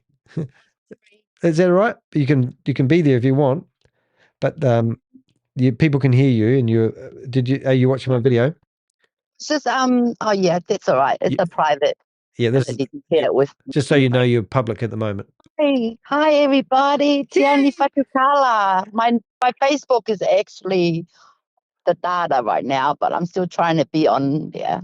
Yeah. How is everybody? How's the BG and the SFC vibes in New Zealand? Hope all you guys are behaving yourself. Now, this lady, I want to explain something really cool. Tioni had actually won a case against an individual that promoted a pyramid scheme. And because they were New Zealanders, she took them to court and won the court case. It's all over the news. We'll bring it up when I have a look at it. I was going to bring it up later on.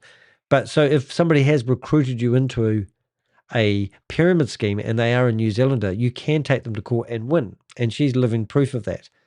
Have I said that correctly? Yes, it has to be a pyramid scheme. Ponzi scheme, you can't recover your money. But because everybody needs to know what's the difference between pyramid scheme and Ponzi scheme, isn't that right? Yeah. Yeah. So I'm gonna bring up your article if I can while we're talking, because it was I won my case 2019. I was involved a group named Lele Vave, and the person that did that was Melahir. These 23 groups in 2019 were all run by Tongans in the community.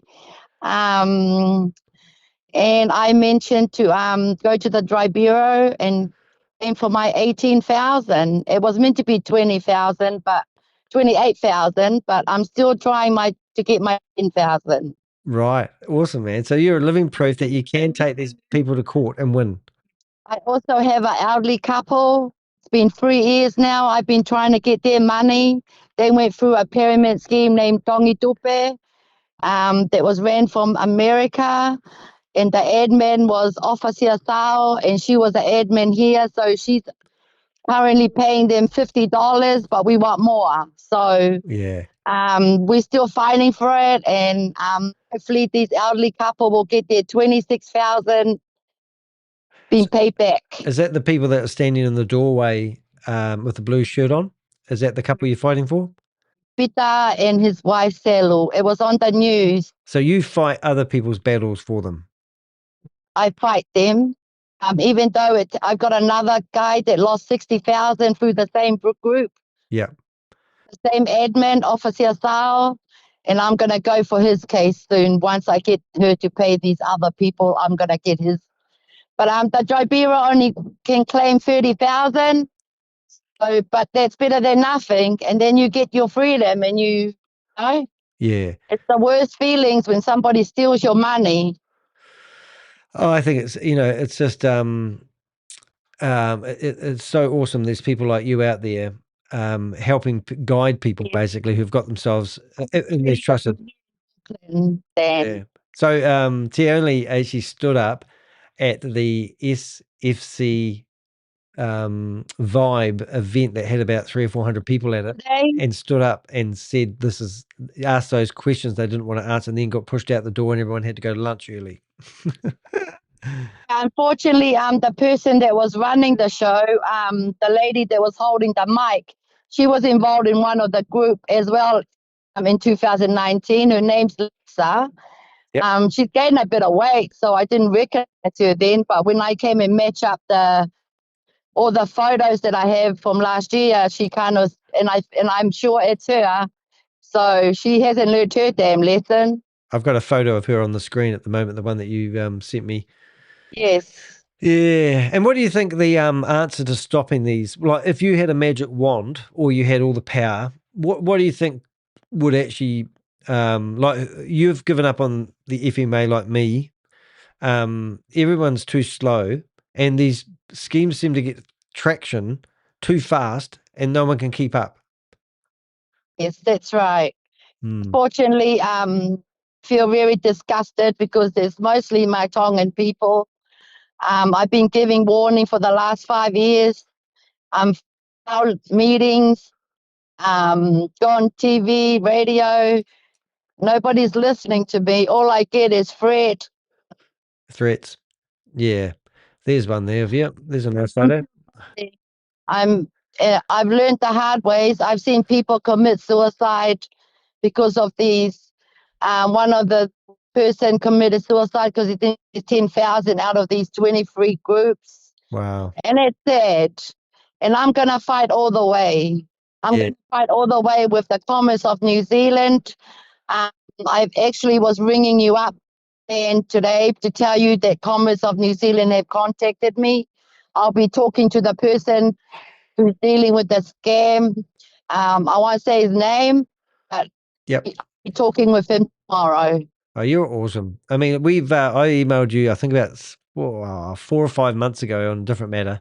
And then you rang me up a couple of 3 weeks ago and we had a good yarn. It was so nice to actually touch base with somebody who's based in New Zealand, another Avenger. Didn't know, and you're a fighter. You're a force to be reckoned with. John Campbell, me? Yeah. So that one with Barbara, that's the John Campbell. There we go. Excellent. Let's watch it together. Pacific correspondent Barbara Drever reported back in March. The Commerce Commission has launched investigations into a number of possible pyramid schemes targeting Pacifica and the Tongan community in particular. The victims of these schemes are lured to put significant amounts of money into what are presented as investment or gifting programs on the promise of a big payday that never comes. Now, there have been further developments to what is a really shameful story, which Barb is here to fill us in on prior to a big exclusive story on One News at 6 tonight, along with tips on how to spot a pyramid scheme and what to do if you believe you've already been taken advantage of by one of these scammers. But first, here's a clip of Tionli Fatukala, a one-woman campaign determined to convey the real human cost of these cynical, predatory scams. Wow. It's sad for me because I'm a Tongan. Oh, don't make me cry. I was proud to be Tongan. Oh, you're awesome. But at the moment, wow, I'm so ashamed that these Tongans have took advantage of us Tongans. Oh, you poor thing.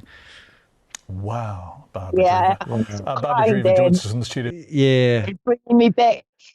Yeah, years ago. Yeah, no, you're blown away. I don't think I've actually seen this clip. I watched the other the ones, but you've done a fantastic job. The next one was the BG. Yeah, a month ago. So that one there, funny enough, I think I've actually got I actually put that on my YouTube channel. I think because, and I did, and that's when that must have been when I reached out to you. Yeah, I met Hawaii. She's also she's the one that said, "Tionli, look, this guy's sharing your video." Yeah, that's why I read it. So you look at the so here I am sitting beside the news presenter, and then we've got this is if you may. Tongan and New Zealand authorities are teaming up to battle a high-risk scam hitting communities in both countries. There's international warnings about Ponzi scheme BG Wealth, but its rapid spread amongst Tongans is sounding alarm bells. Pacific correspondent Barbara Drever with this exclusive report. The lure is real.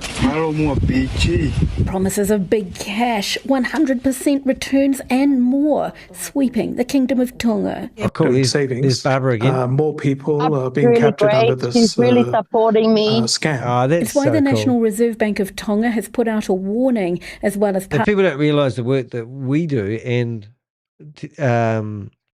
you've gave me the paperwork to send a report through to the Bank of Tonga, and I've got nothing back. You've done the same. You've got some correspondence from them, but we had a promoter that was going there to do an event, and we were hoping that she was going to get arrested if she did the event. And now we've heard that she's been there and she's ran events and nothing's happened to her. It's so frustrating. It's just she's running event in the homes, and I did get a reply back from Reserve Bank 2 weeks ago and said that they were going to refer it to the police, but I've got videos and clips of her doing it at home and loading the Swift Wave. And you know, the problem is they need to wait for people to be at the bottom of the cliff, lost all their money, and then they need to find money, hire a lawyer and go after these individuals, and then they'll do something about it. And that doesn't work. You can't fix this problem at the bottom of the cliff, if you may. It's sad because I think the problem is they tend to use God to tell them, this lady Favana Brown, she was using the Bible verse. And so when people hear that, that's how I got into this, because there was a pastor and his wife that was running the pyramid scheme that I was involved with. And I was gutted. Yeah. A pastor and his wife can promote scam like this. One thing I think, it's so nice to have you here and ringing up and going live is... Well, I was ringing for something else. I didn't know you were on. For a cup of tea. But what I'm thinking of, one of my Avengers said this morning, you guys need to go higher.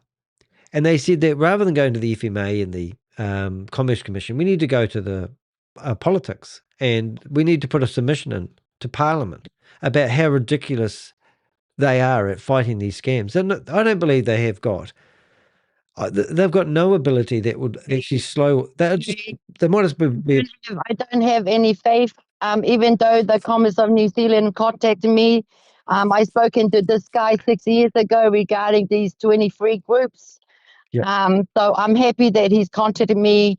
He rang me about an hour ago, and I'm happy it's still the same person that was dealing with my 20. So maybe we can dig out the 23 groups as well while we're dealing with the other that's going on. But yeah, we need action. We need more awareness. We need more meetings. We need more. Something has to be done. Yeah. I know Commerce of New Zealand wants people to make complaints. No, they won't. That was the problem I was having. I was running meetings. Nobody came up. Yeah. I only have about maybe 2 people with one group. Everybody's being quiet. Yeah. This is what happens when everybody's quiet. Look, I can give you stats. Why are we dealing with Validas? And why are we dealing with this new group now? That's what happens when people don't speak up. Yeah, that's right. You did right. I've got this big scam that's 328 million, and we've had there's 2,000 people involved, and we've got 230 people that have actually filed proof of claim. So we've still got, that's only 10% of people that got scammed in this scam where they were actually letting people put money into bank accounts and proper set up business. Only 10% of people put in a claim. And today, I think I've got a handful of 8 people that potentially might speak on camera. And still, I haven't got anyone to do it. Just have lots of money. Oh, yeah, that's one of them. I'm sick and tired of it. Well, yeah. Nobody needs to go through all this. Yep. And it's my money. It wasn't the money. The way it was stolen from me. My hard-earned money that I went and worked for to get a house. Yeah. Like snake oil salesmen, aren't they? They're selling something that doesn't exist. I didn't even know these people. Yeah.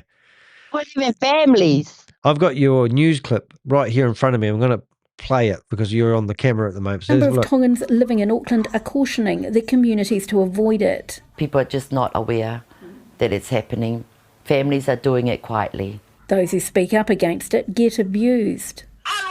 I've got one lady in Tonga. She's been dealing with me for the last 2 weeks, swearing and cussing at me to shut up and not say anything. Take your facts and smell it and drink it with your cup of coffee. But there's no doubt this is a scam. If it's too good to be true, it's too good to be true, and it's most likely a scam. Oh, it's just awful. I don't know what to do. Yeah. That I was dealing with. I made a complaint to the cyberbullying in Tonga, so they're dealing with her right now. Good stuff. I will get what I deserve, because I don't think anybody should be bullied if they want to speak the truth and stand up for the rights of the victims. Too right. And that's, it is dangerous. It is dangerous actually sticking your neck out because money's involved. And it's, those guys didn't hesitate to throw me out of the complex on Sunday. If I stood my ground, I would have got manhandled, pushed right out the door, like I was a bouncer and I was a drunk person, instead of standing up there asking questions that no one wanted to answer. And you did the same. And you're a lady, I remember doing Validas. I was protesting at Mount Smart. I got arrested. You're amazing. I was doing a bit of graffiti there, but, Yeah. But it wasn't, I went there and they gave me $20 to take the bus home, and look what happened to Validas. Yeah, well, that's they actually even tried to take on the FMA. When I went to that meeting on Saturday. Yeah. Yeah, they asked you to leave, but you didn't take the microphone. What was wrong with you? You should have taken the microphone. She was holding. She wouldn't give me the microphone. Oh, you just got to steal it before they start. That's all you got to do. Steal the microphone. Maybe next time I'll have my own microphone and a speaker outside the door when they have their next. That's right, a boom box. Yeah, that'd be right. You can actually stand on it. It'd be like a wee soapbox with your speaker. You could be like a street performer. Yeah. No, it's not the money, and it needs to be stopped. I don't want my grandchildren to grow up one day and have to deal with this. Yeah. It needs to stop. Yeah. You know, we have to stop it, and if you and me, Dan, can do it, we can do it. Yeah, force to be reckoned with. Welcome to the Avengers. We're not going to stop. I mean, it's exhausting work, but it's also rewarding when we save one. I call them starfish. Yeah. It's not easy to go to a meeting and say this is a Ponzi scheme and everybody's screaming at you and things like that. I used to be in a religious cult and I used to knock on people's doors. So I think that's why I feel like it's just another day in the office, but when you're there as yourself, you and I, or me, it is quite hard to stand up, but I kind of like shined on Sunday. I actually really enjoyed it. It's sad for me to go there and see Tongans that they're members of their church, they're Christian people. It's all fake. Yeah. Christians, and I'm tired of it. God, I believe in God too, but it's got nothing to do with God. God gives us choices and options. Yeah. And we're the one who goes and, I get it. We need to, but that's okay. Not let me preach. But thank you for having me on your live. Anytime. We listen to it when I get home, but I'm actually going to work. You can give me a call when you finish. Yep. Just want to tell you that Thomas of New Zealand have reached us. Brilliant. Well, you rock. You have an awesome day. Hey, everybody. Keep fighting for freedom. Party in the house. All right. See you, Tioni. Bye-bye. You're awesome. Wow, that was a real privilege to have her dial up to the show. That was absolutely awesome. I'm going to finish the blog that we were reading just so we can finish where we were. So I'm literally disappointed that I don't believe the FMA, or I'm not sure about the Commerce Commission after that phone call, but we'll give them the benefit of the doubt that they can do something. But at the moment, from my perspective, it looks like they are doing nothing.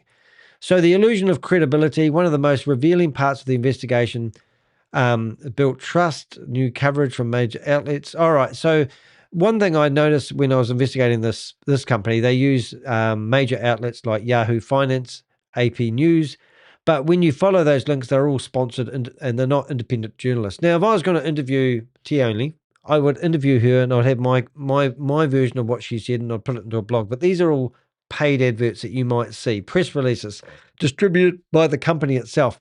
And I just showed you, that they had been listed in a local newspaper at the start of this year.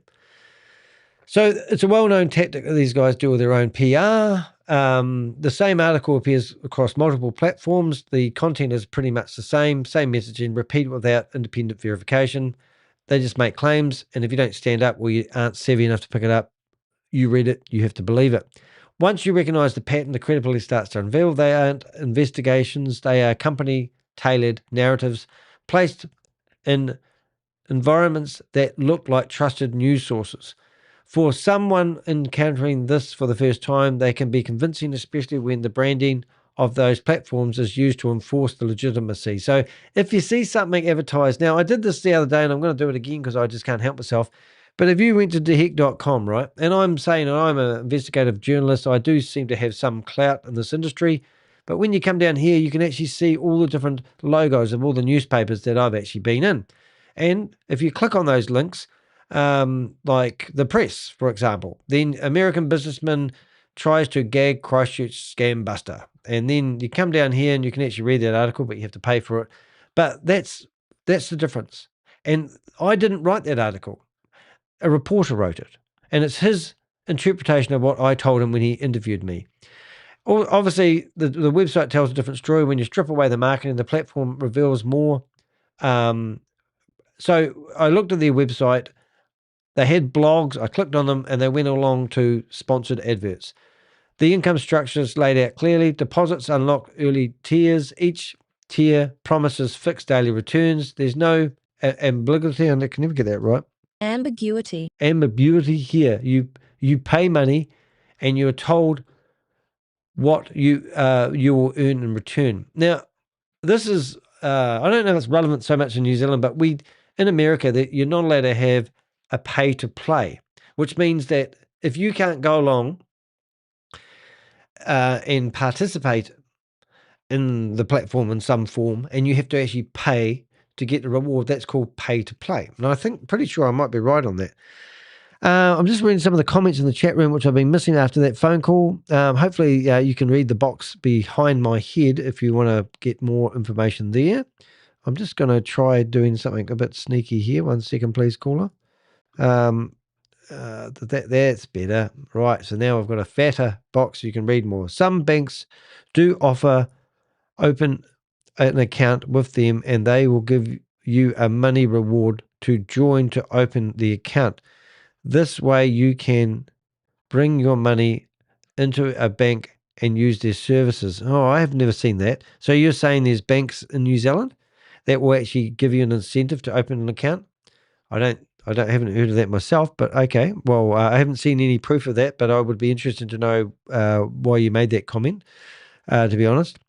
That's not recruitment. That's an incentive. Oh, that's the truth. So this company here is actually telling you to recruit people. Now, they'll put pressure on you because that's what the chat rooms are all designed to do. They don't tell you once you join the bank that you have to recruit others. That's true. So you don't go along to the bank, open up a bank account, they give you an incentive to join, and then when you're in the bank, they say, now you've opened an account, we've got some news for you, Danny. What's that? If you want your money, you'll need to recruit. Okay. They don't tell you that. So I don't think it's really pay to play. Yes, it is illegal. Excellent. Thank you very much, Queen of Karma. Now, this is what's missing, the important, and we're just talking about the website more. There's no terms and conditions on the website, no privacy policy, no legal disclaimers explaining the rights and obligations. The domain name leads directly to a login page, offering no transparency about who is running the system or how it operates. Even the contact email address listed on the website is a Gmail address, which is ridiculous. And when I send a formal written reply, it was returned undeliverable. And here it comes. So that's the email address. Who the hell has a Gmail account advertised on their website as the contact email address? Well, they do. And when you email it, it bounces back. So that raises immediate concerns about whether there is any functional or accountable point of contact at all. And this ain't a major oversight. This is a structural issue. So if you can't communicate with the people behind the website, and the website has now got 5 different companies that have set themselves up throughout New Zealand, and you can't ring up anybody in the company and talk to anyone, they won't answer your calls. You can't get an email address of anybody who's associated with the company. It's just ridiculous. So that's the company that you're dealing with. And you're going to sit here and say, oh, well, I feel good about it.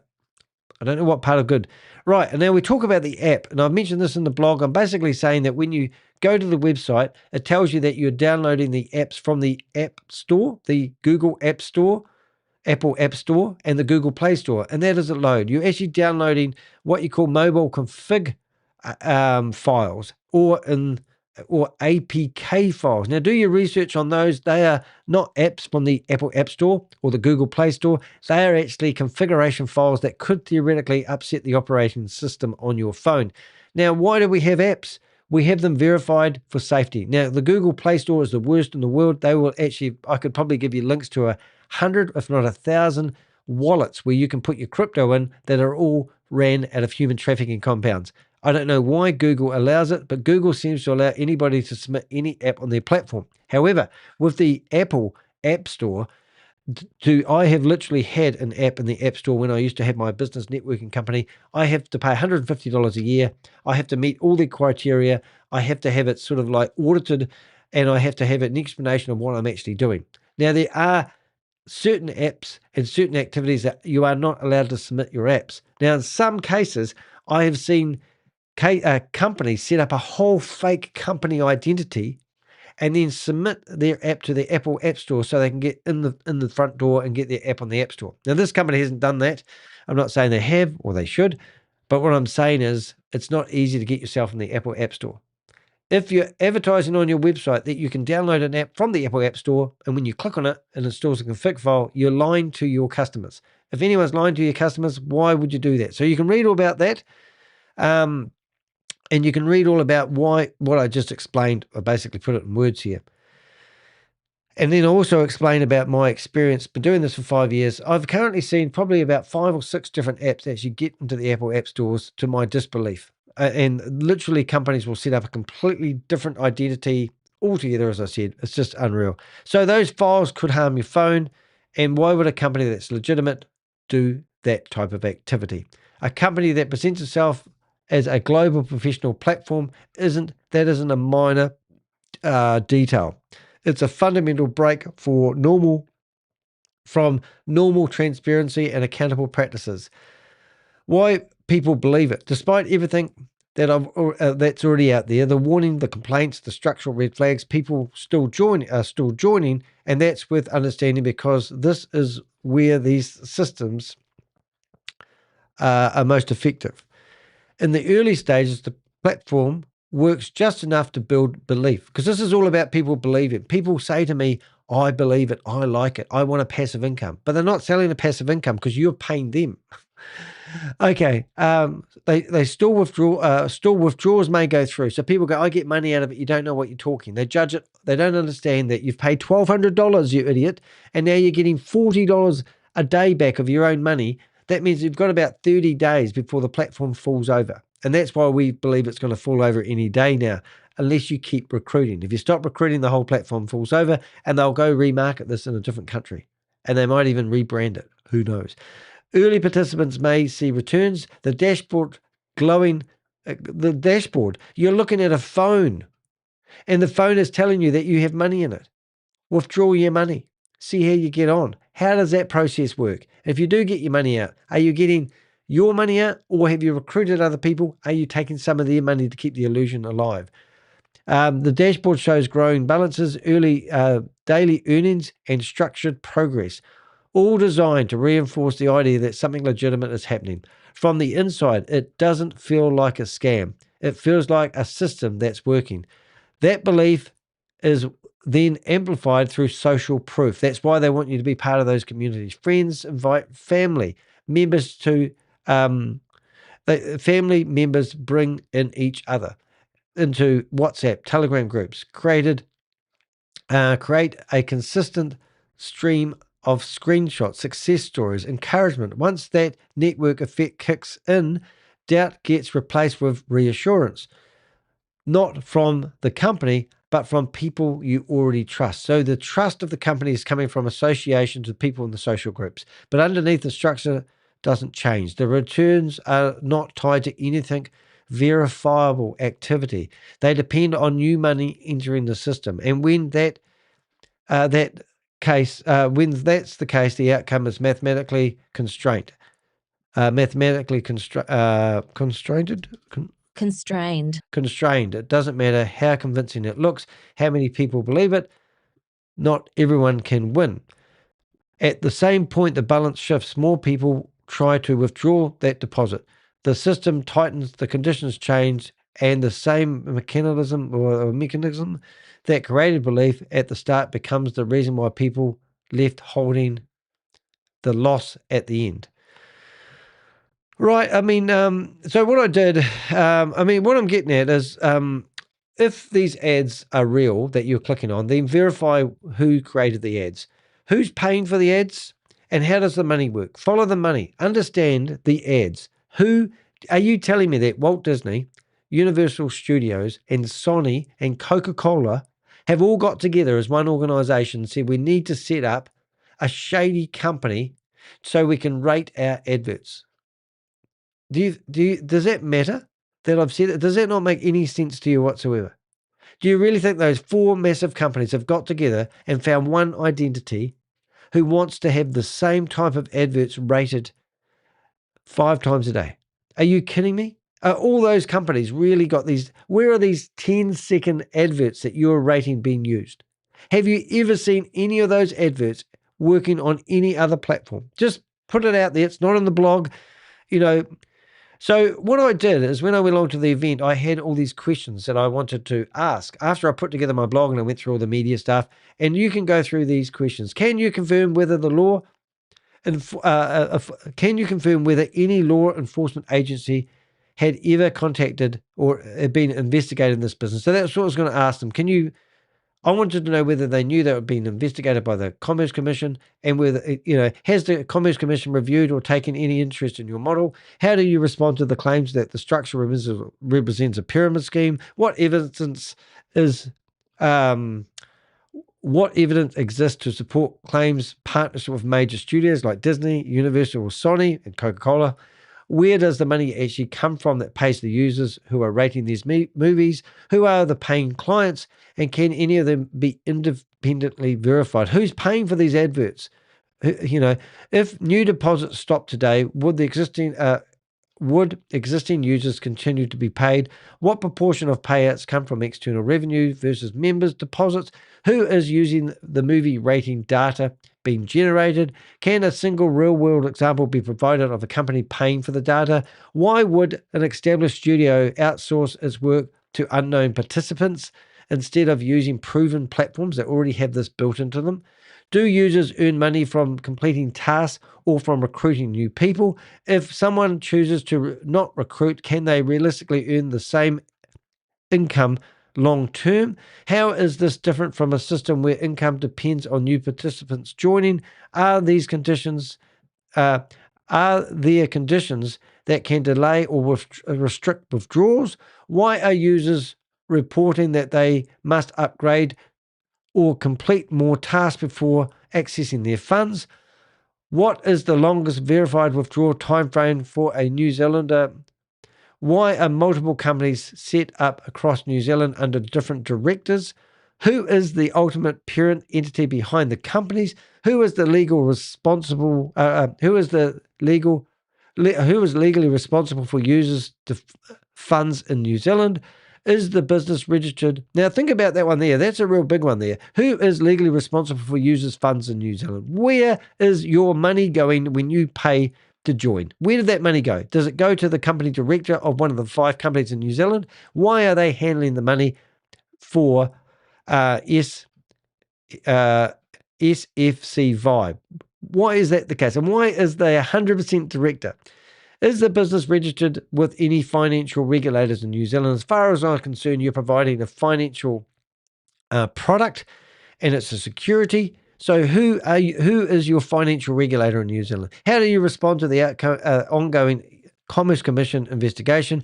Why has there been no public support or statement from the Financial Markets Authority? Why does the website suggest downloading from official app stores while directing users to install files instead? Is the app actually listed on the Apple App Store or Google Play? If so, show us where. Why are users being asked to install these config files outside official platforms? That's what they're there for, to protect your phone, protect your data, protect your privacy. Can written proof be provided by any claimed partnerships with global brands? Do any of these companies publicly acknowledge working with the platform? Why is there no independently verifiable confirmation of these relationships? Why does the official contact email return undeliverable? What is the correct working corporate contact for the email? How do I contact the company? And why can I not contact any of the directors who have set up their 5 companies in New Zealand and get somebody to talk to me on the phone? Are you listening to me? Tongan people, wake up. These are not unreasonable questions. These were the questions I prepared to answer on the day that I got kicked out of the event for. Don't kick me out of an event. Answer my question consistently, clearly, consistently, and with verifiable evidence. Then the issue isn't the question, it's the answer. So pattern is the warning. I've seen this model before. It's exactly the same all the time. The platform launches with a compelling story. It offers, and they're helping people. So they think I'm having a go at people because people are finding it hard financially at the moment. Finding a work is really, really difficult. And we're providing a vehicle for people to do so. No, you're not. You're telling them to pay $1,200 so they can get $40 back a day of their own money. And if they don't recruit and lose their friends and family, then it's not working. That is not a compelling story about helping people with jobs. It offers a simple task that looks harmless on the surface. Rate a movie, click a button, complete the review. That task becomes the cover story for payouts. Then the real structure starts to unveil. Deposits, unlocking access, tiers tied to spending, and recruitment incentives to keep the fresh money flowing in. It scales quickly, often across multiple countries, and represents that speed of proof. I'm getting a bit tongue-tied here. What flows? I'm just going to read a paragraph. Have a break for a What bit. follows is usually just as predictable. In the early phase, the system appears to work. People receive small payouts. Screens show growing balances, and promoters flood social channels with confidence-building noise. But once withdrawals begin to outpace deposits, the tone changes. Accounts are reviewed. Conditions are added. Support becomes harder to reach. Users are told to upgrade, wait, verify, or recruit. The language changes, but the direction is always the same. Friction on the way out. Yeah, exactly the same. SFCVIBE fits the pattern with uncomfortable precision. The structure is there. The rewards model is there. The pressure to recruit is there. The credibility theatre is there. The warnings are already there. So are the reports of blocked withdrawals, the shaky app distribution, the missing legal pages, the broken contact channel, and the rapidly assembled network of local companies fronted by regional directors. So that doesn't mean the financial outcome has already been written. The investigations are ongoing. The regulators will make their own findings, but when a platform shows this many overlapping red flags across the structure, behavior, technology, and design, the pattern itself becomes part of the evidence. And in this case, like this, the pattern is often the warning people ignore until it's too late. That's why this needs to be questioned now, carefully, critically, and publicly before more people find themselves on the wrong side of the system that was never built to protect them. Look, that's the blog written. And, as I said earlier on, I still want to find out the people who are behind it. They may come across innocent. They may come back to you saying they are victims. They didn't realize what they're doing. We are opening to discussion with people. But I can tell you now, the 3 people that have set up companies in New Zealand don't want to talk to me. They don't want to answer their phones, and they are hiding. The company behind this, we've already got the Commerce Commission investigating. We've got Chinese characters on new website. We've got a website that is basically telling people that they can download apps from the App Store, and they're lying to people in plain sight. This is not get it on Google Play. Download on the Apple Store. Leads to config files. It's going to endanger you. Email addresses on their website that don't work. They bounce back. These people have got a history of promoting Ponzi schemes and scams. This lady is promoting this Ponzi scheme. We can't stop people from doing what they want to do. But because they haven't been stopped doesn't mean they're not promoting a scam. Now, I had a good look at this 2020 filing for SFCVIBE rating. And I went through and I used ChatGPT and I asked it to basically scrutinize what that actually meant. Currently, it's in good standing, which means they've kept all their filings up to date. It does not mean it is legitimate. I asked it to look at the address where they're located. I asked it to look at the individual where that name was. If you're going to give that to us as proof that they're registered as a company, they haven't done anything wrong. They've filed all the necessary paperwork, whether they're selling hairpins, Ferraris, Lamborghinis, or adverts is irrelevant. It just means so the address that they've claimed that their office is in is a very commonly commercial building, which means it's probably coming from registered like offices like Regis, which is shared office space, virtual offices, or even could be a mail forwarding company. It means shit, basically. The registered agent, someone who receives legal documents on behalf of the company, often not the owner or the operator. So that name there, we don't know who the hell it is, but she's just a registered agent. Good standing can be a misconception. They pay fees, files, does not mean the business is active, does not mean it's legitimate, it does not mean it's regulated. And if you want to, you can verify this business yourself by going to that address, take a screenshot of it if you like, you look up the ID number, there it is again. So we should be looking at things. So we took that down to here, and we went down to here and we looked at filings. So now you can go and look at the filings. How about that? That's funny. Let's go back here and let's see if we can go refresh. Hopefully that will still have the same data. And it's probably not going to happen now. Let's have a look. Let's go here. See if it lists. There we go. So you can actually see date file. So the last filings for this company, statement of correction. And this was, this could be interesting. Statement of correction. This is where Kuinakama needs to go in here and actually have a look. Because I wouldn't mind betting they've bought an old company and renamed it. Statement of correction. So I think what I just said is actually the truth. Entity name. So incorrectly. Such entity corrected it. So are you telling me that they've renamed the company? Is that what we're looking at here? Statement of correction, file and entity. This is what I think it looks like. So this company could have actually been renamed. So this company could have been called this, right? Oh my goodness. Oh, so there you go. So that's what it looks like. So if I go back here, this is so in 2025, so on the 16th of the 7th month, this company that used to be called another name has been renamed. Oh my goodness. You've got to click on that, Kuinakama. Is that, that's what I'm seeing, correction of entity name. Oh my goodness. So that's just ridiculous. That's what I'm looking at here. So this company here, if you look at this file in here, which I'll give you the link. Is that what I'm seeing? Susie found this. Oh my God.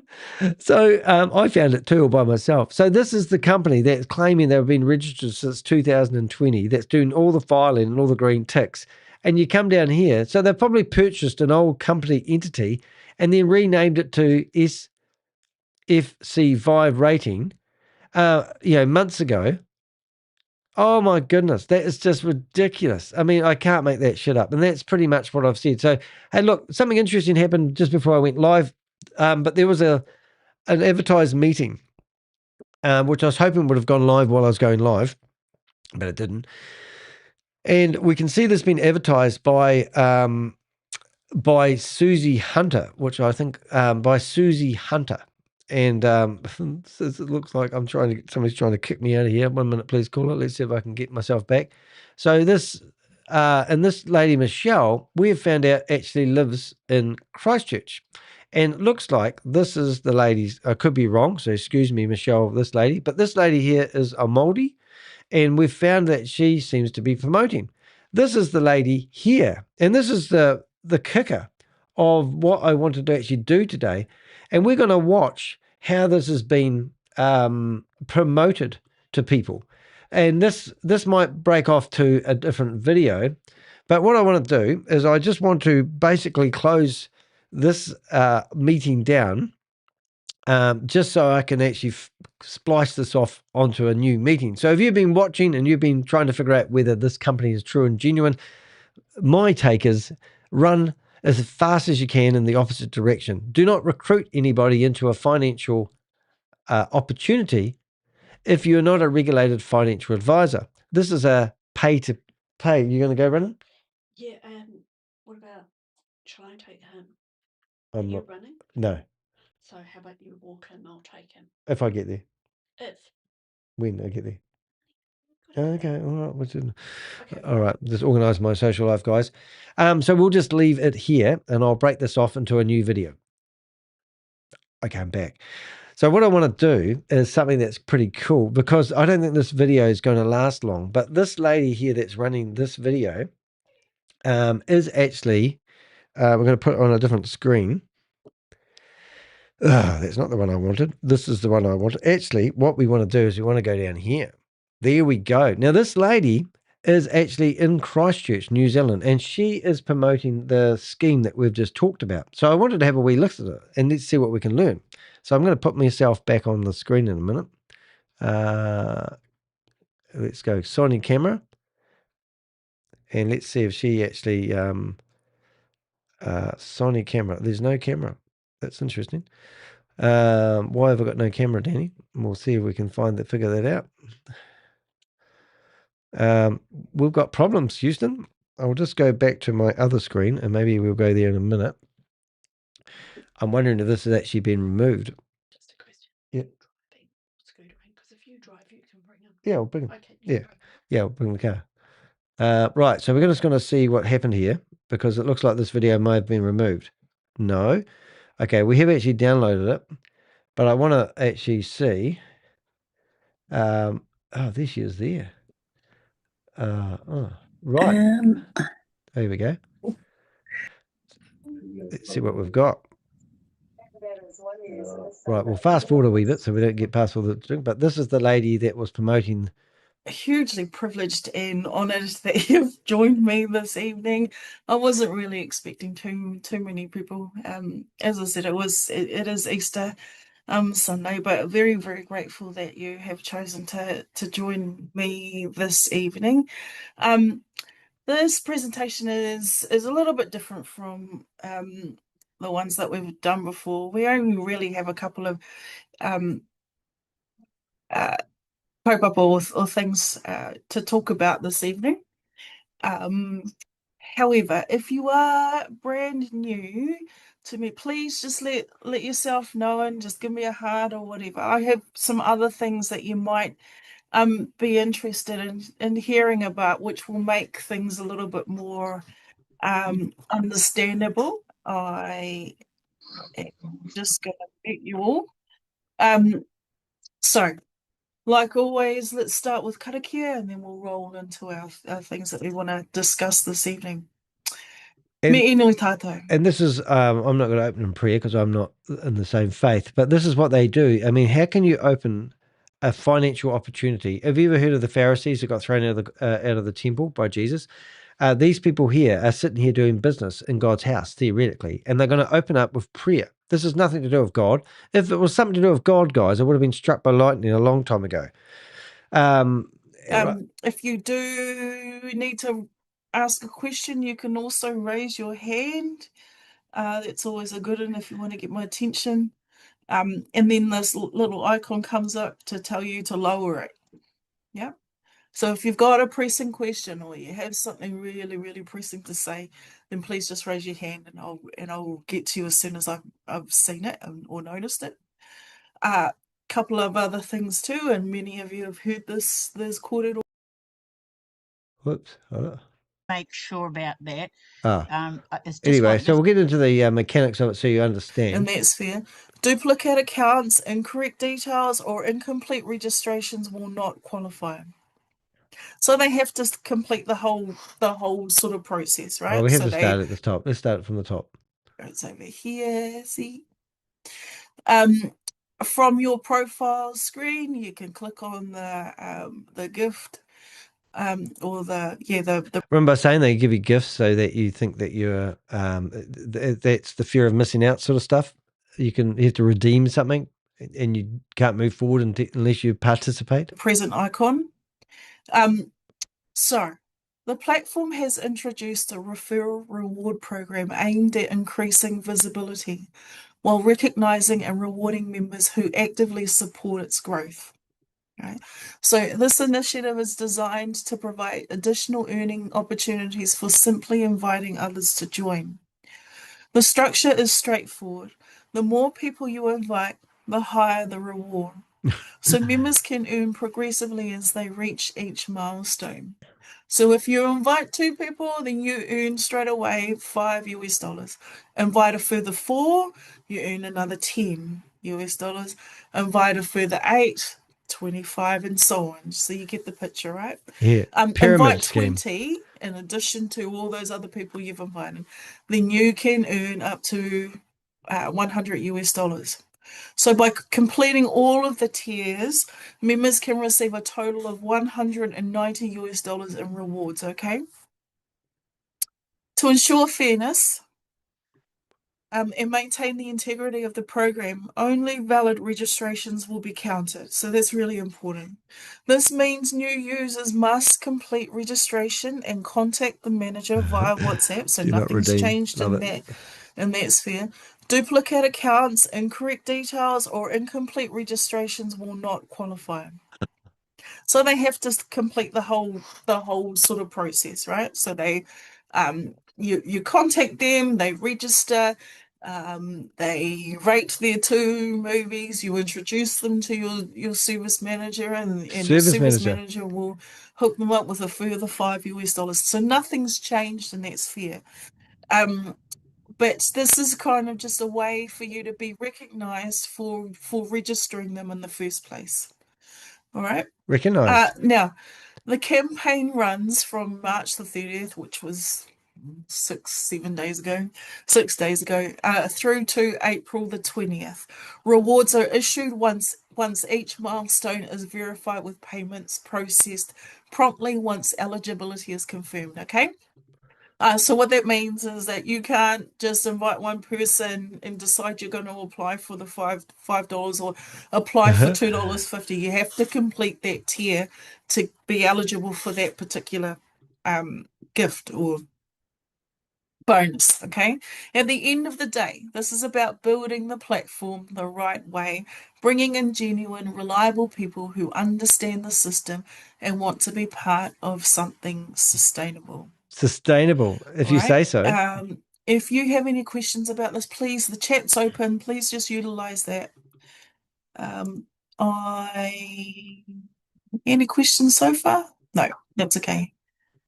May you mute my mic, please? Computer playing up. User? Amazing. User, are you okay? Mute. Oh no, you're muted. You're all good. Alrighty, so that's the invitation rewards part. Well done. You did so good so far. Now, recently, the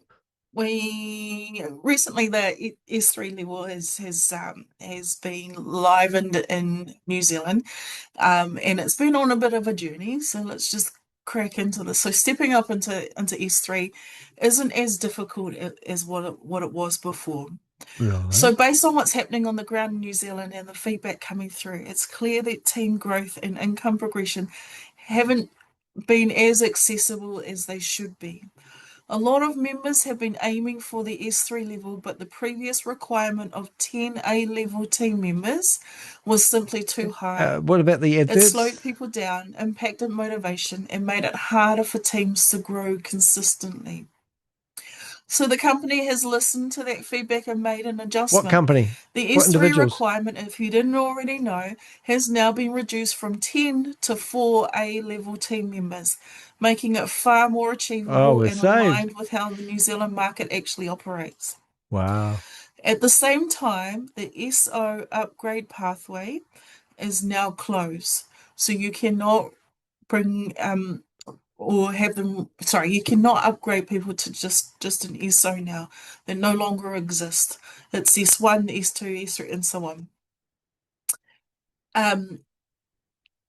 So at the same time, the SO upgrade pathway is now closed. Thanks for that, with Susie. Those slots rolled into S3. This is about creating better balance locally and ensuring there are enough opportunities at the right level. At the end of the day, this change is about lowering barriers, supporting steady growth, and giving people a fair chance to build income in a way that's realistic and sustainable. The expectation remains the same. Follow the rules, stay focused, and do the work properly. If you do that, the opportunity is there to grow alongside the platform. While she's reading, we'll go visual. In a way that benefits everyone. We just found another link, which we'll put in the chat room if you want to have a look. Okay, and we're just looking at the last topic that I actually have for you is about the advantages of hosting a party, and many of you have already embarked on that as an opportunity. Right. So the benefits and growth that can be achieved from a simple dinner party can be exponential. Hosting a party helps you build trust with your you know, with your friends and family or people that you're meeting on a day-to-day basis. Meeting people in person helps build confidence and allows questions to be answered directly. It also strengthens those relationships that you have. So gatherings help create stronger connections with potential new members. It also helps create shared experiences. I've seen that lady before. Events bring people together and create a stronger connection to the SFC community and business. It encourages word of mouth. So attendees often share their experience with others, helping spread awareness. It explains the business more clearly. So gatherings provide a chance to... Oh my God, is this lady teaching children about SFC? Or she's bought them those gifts, has she? And that's what she's trying to do. Present the business and answer questions. It shows Who's these individuals in these videos, guys? SFCVIBE rating limited members. So hosting events shows the business is organised, active, Who is this man? growing. I want to know who he is. It also helps to build community. I know who this is. So regular events help create a loyal and supportive community, and it... I reckon I know who this is. I reckon that is the guy, Wheeler. I'm going to take a photo of him. I'm going to verify that. I reckon that's Wheeler. I can answer that question. What have we got here? So I'm going to go and find, I'm going to find out whether that guy is who I think it is, and I'll show you. I'll verify. I reckon that's Wheeler. Wheeler, question mark. Right. Yeah, so that's interesting. So I'm interested to know whether that is there. Anyway, we'll carry on listening to this lady. So on the other screen, I've got multitask here going. So I've just been given stuff in real time, which is great. But this lady here, we're just watching her. She's showing how this all works. Creates opportunities. So events can lead to partnerships, referrals, and new customers. And of course, the food, right? So all your costs can be actually reimbursed. Oh, this is BG Wealth, isn't it? What it means to bring people in through a dinner party in a minute. Just want to pause here just really quickly and explain that the people on the screen are actually my whānau, which I'm really, really proud of. Some of you have met Ani in our main chat groups and stuff. She's sitting right in the centre of this photo, and those are a couple of Brenda's tamariki. There's Waino there. He's on this call with them right now. So if you like to get together with your whānau, and Easter's a really good time of the year to get together, then host a dinner party and host a kai, get them around, register them. I mean, at the end of the day, just for registration, they all can walk away with $25. If they want to continue, then you have that conversation, right? It's really as simple as that. Unreal. I just want to share a little bit a story from one of our members. Her name is Akisa. So Akisa, what's her last name? Is from Papakura. So SFCVIBE positions team dinners as a strategic approach to building relationships, growing teams, and creating income opportunities within a relaxed, trust-based environment. Rather than relying on traditional sales methods, these gatherings encourage open conversation, shared experiences, and authentic connection. Akisa from Papakura demonstrates how this approach can work in practice. She joined with limited knowledge and initial uncertainty, but through ongoing support and guidance, developed confidence and a clearer understanding of the model. Her turning point came when she began hosting small, informal dinners. Instead of applying pressure or sales tactics, she created a warm and welcoming space to share her personal journey and insights. This genuine approach fostered trust, encouraging others to engage and, in some cases, join her. Over time, these gatherings became a consistent pathway for team growth, leading her to her promotion and increased income. And I just wanted... So I've just had it confirmed that this guy that was in this video back here is actually Wheeler. So Wheeler is... I'm going to have a listen to this. Let's have a listen. Let's turn it up. To bring things like pets and learning type things. And as you can see in the pictures already, they're pretty well into it. So, thanks SFCVIBE for supporting such a good cause. So he probably thinks that he's a community guy, but what I'm doing here is we're going to Danny. I've shut down my blog, and these people, I want to document them because it really infuriates me, to be honest. Now I can't bring up everything that I'm getting bombarded with people actually sending me information at the moment, which is fantastic. But if we come back here and we're looking for this information here. So if I was to, I'm going to carry on this lady video playing in the background.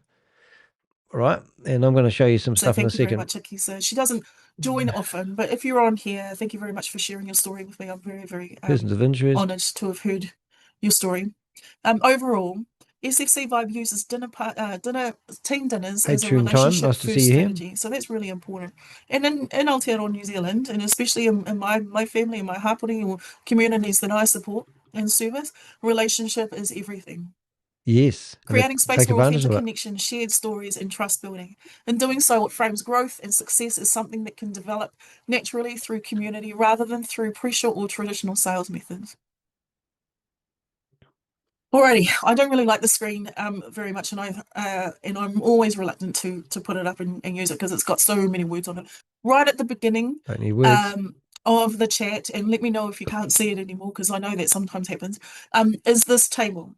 Okay, so I can circulate it again or put it in the chat, or if you do want a copy of this presentation, please just send me an email and I'll send out this presentation as well as the recording from this evening and this table. Thank you very much. For you to refer back to. Okay, so we've been discussing our point system regularly in the last few presentations, so hopefully you already have that information locked in. Team Dinners for Growth is a tool you can use to maximize that point space, and here's how you can do it. In this table, the example given is that we assume the host or organizer is an S2 member. You decide you want to host a dinner party and you'll invite five members to attend your dinner. Oh my God. Cost per person in attendance is 33 New Zealand dollars or thereabouts. So about 20 US dollars, 33 New Zealand dollars or 20 great information for knowing how it all works. For reimbursement via your service manager. So if you're inviting 5 people out to dinner, that's probably just over 150 New Zealand dollars that you get to play with and treat your 5 members. So they're paying people to run events. Guest registers via your invitation link and completes the basic tasks. You, as the organizer, will receive 50 New Zealand dollars. Alrighty? That's why they're doing these events. If all 5 guests purchase an S2 membership, you'll receive 160 points, right?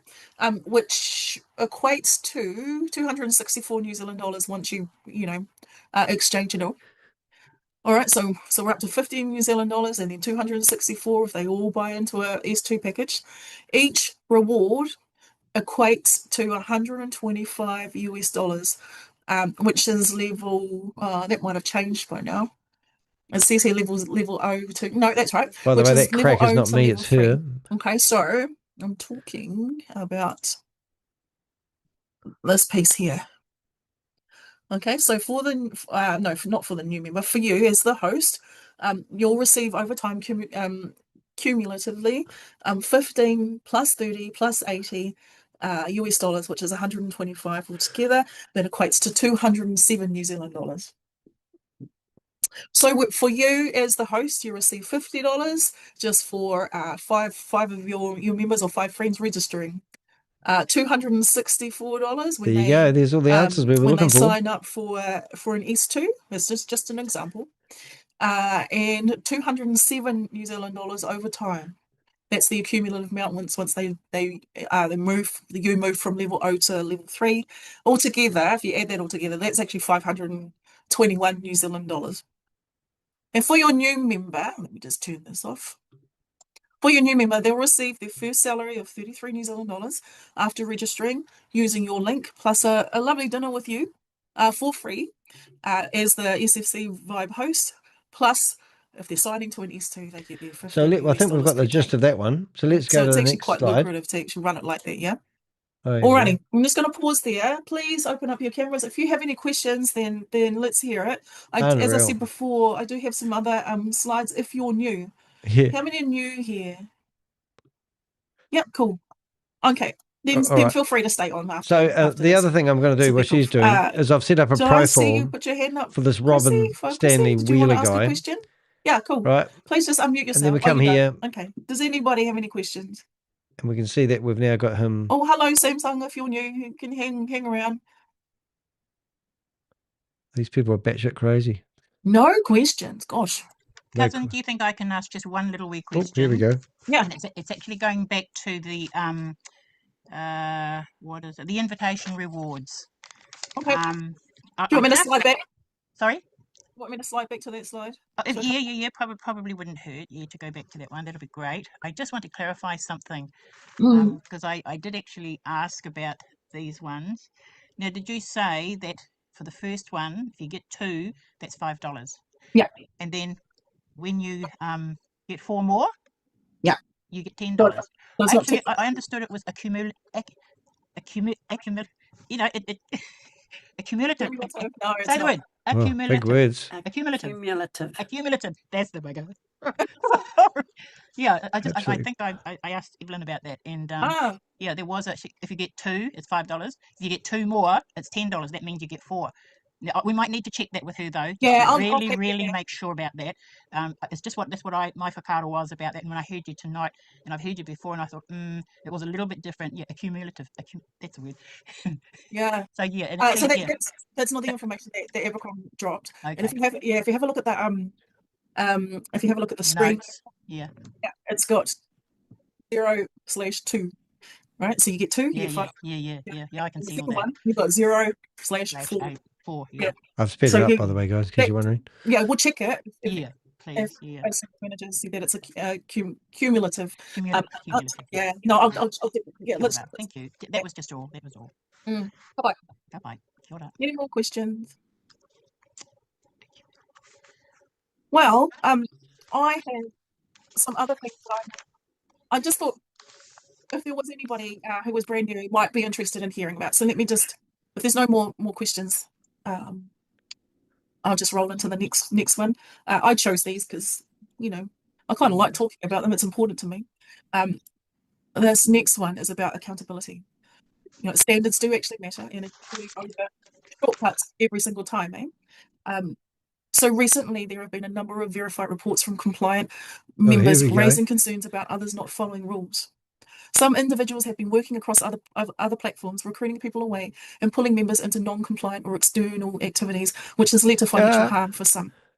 The platform has taken this seriously, and after a thorough process of gathering evidence and checking facts and confirming details, it's been established that these breaches did occur and the findings are clear. As a result, those who have violated the rules will be held accountable. The platform is taking a firm stance to protect the integrity of the system and the interests of members who are doing the right thing. This includes removal from the platform and loss of associated team benefits.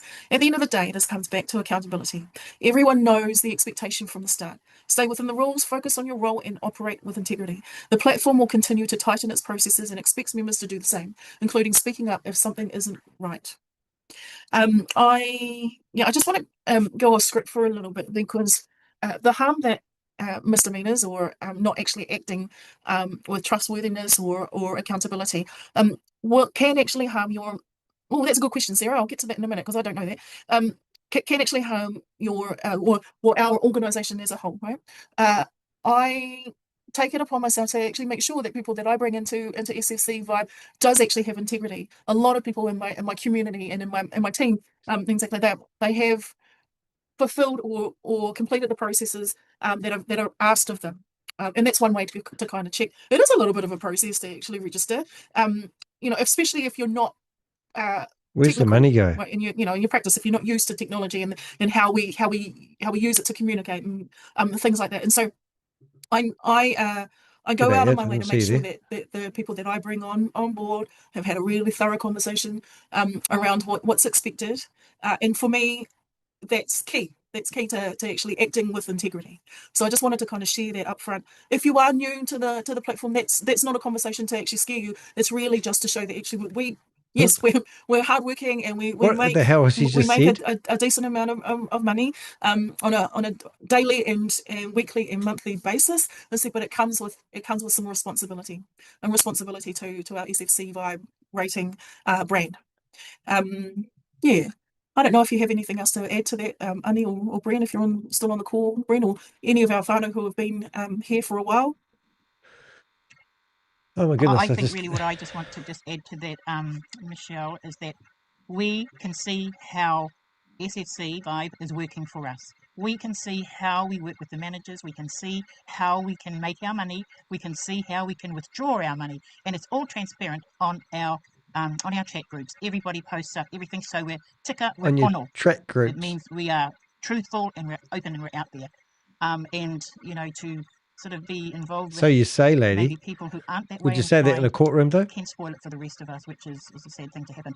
But however, just having said that, I totally agree with you. That's what they look at me you know, as, that we somebody do who's need to be spoiling an right up opportunity with the information, that's make sure built we on know recruitment. everything, make a real point of actually learning what the information is about here in SFCVIBE, because it's really important, and we are all, you know, wanting to make this work for us. It is working for us. It's worked for me.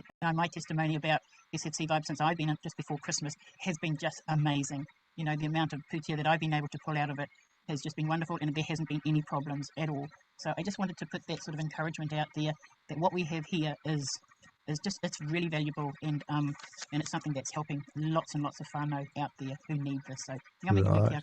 for bringing that one up, cousin. I think it is really important. Kia ora. So this S3 thing.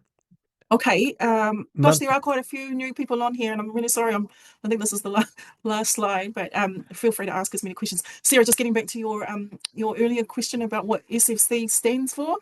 I'll be honest, I don't know. I can find that out though. It was asked a couple of months back, maybe. What does SFC stand for? Unfortunately, I can't be here all night, guys, watching this video, and I've sort of gone over my time, and I'm meant to be somewhere else. So, but there is a couple of things I can't help myself with. I just found a video. So I've been on their website, and I've actually managed to find their video. And every time I find a video,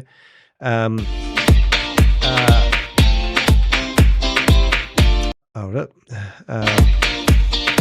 SFCVIBE Rating Limited was established in New York, the United States.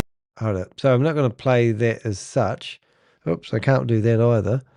But I want to get this now. This is the promotion of video about what this is actually. So I'm going to have to see if we can listen to this without the crap music. Genuine evaluations while watching them, and at the same time receive corresponding rewards, thereby creating an ecosystem that combines social attributes and commercial value. The platform not only serves ordinary audiences, but also provides highly customized film. So this video is going to be a crack up because basically they are claiming they've got 10-second commercials, but I was trying to send that through to you, Queen Akama, but it doesn't actually work. But it's the first time I've actually seen a video, and it's all done with AI. There's no real people, there's no founder, there's no nothing. There's just a total video of showing you how to make money. It's just such a bad scam. It really is. I'm even disappointed I'm covering it. But if we go back to this video, which will be more exciting for you guys to have a look at, let's see what else this lady does. So this is a Christchurch lady, the same town that I live in. Now, if you were watching this Christchurch lady, I would love to have a conversation with you, and you can tell me why this system is so good and why you think people like me are actually ruining it for other people. And why do you need to have so much secrecy? So I can certainly ask that, all right? I think there might have been something that might have been put up at that time, cousin. It's, correct me if I'm wrong, but it was something like short film company. But yeah, we were guessing. Let's guess. Yeah, that was something that that was. But still, it needs to be checked and to be found out what it actually is. Because I've had that question asked of me too. What does SFC mean? Oh my goodness! So these people are part of an organisation that's true and genuine, and they don't even know what the name actually stands for, and they're still discovering it. And so far, they're promoting it to other people. This is how stupid it is. Yep. Yeah, we don't know. We don't know, Sarah. I'm going to ask the question again. Sorry. And I'll bring that back to, well, I'll let everybody know in the next presentation. Is it necessary to put photos up? Yeah, it is actually, and I'll tell you why.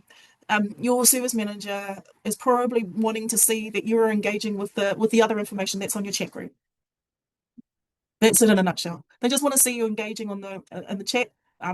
It's really important too that you keep in contact with your service manager, because a lot of ghosting goes on. They're keeping it going. Hey, look, I can't carry on, but I do want to get to the part where we get other questions. So we're just going to assume I've got this video backed up, so they can't take it offline.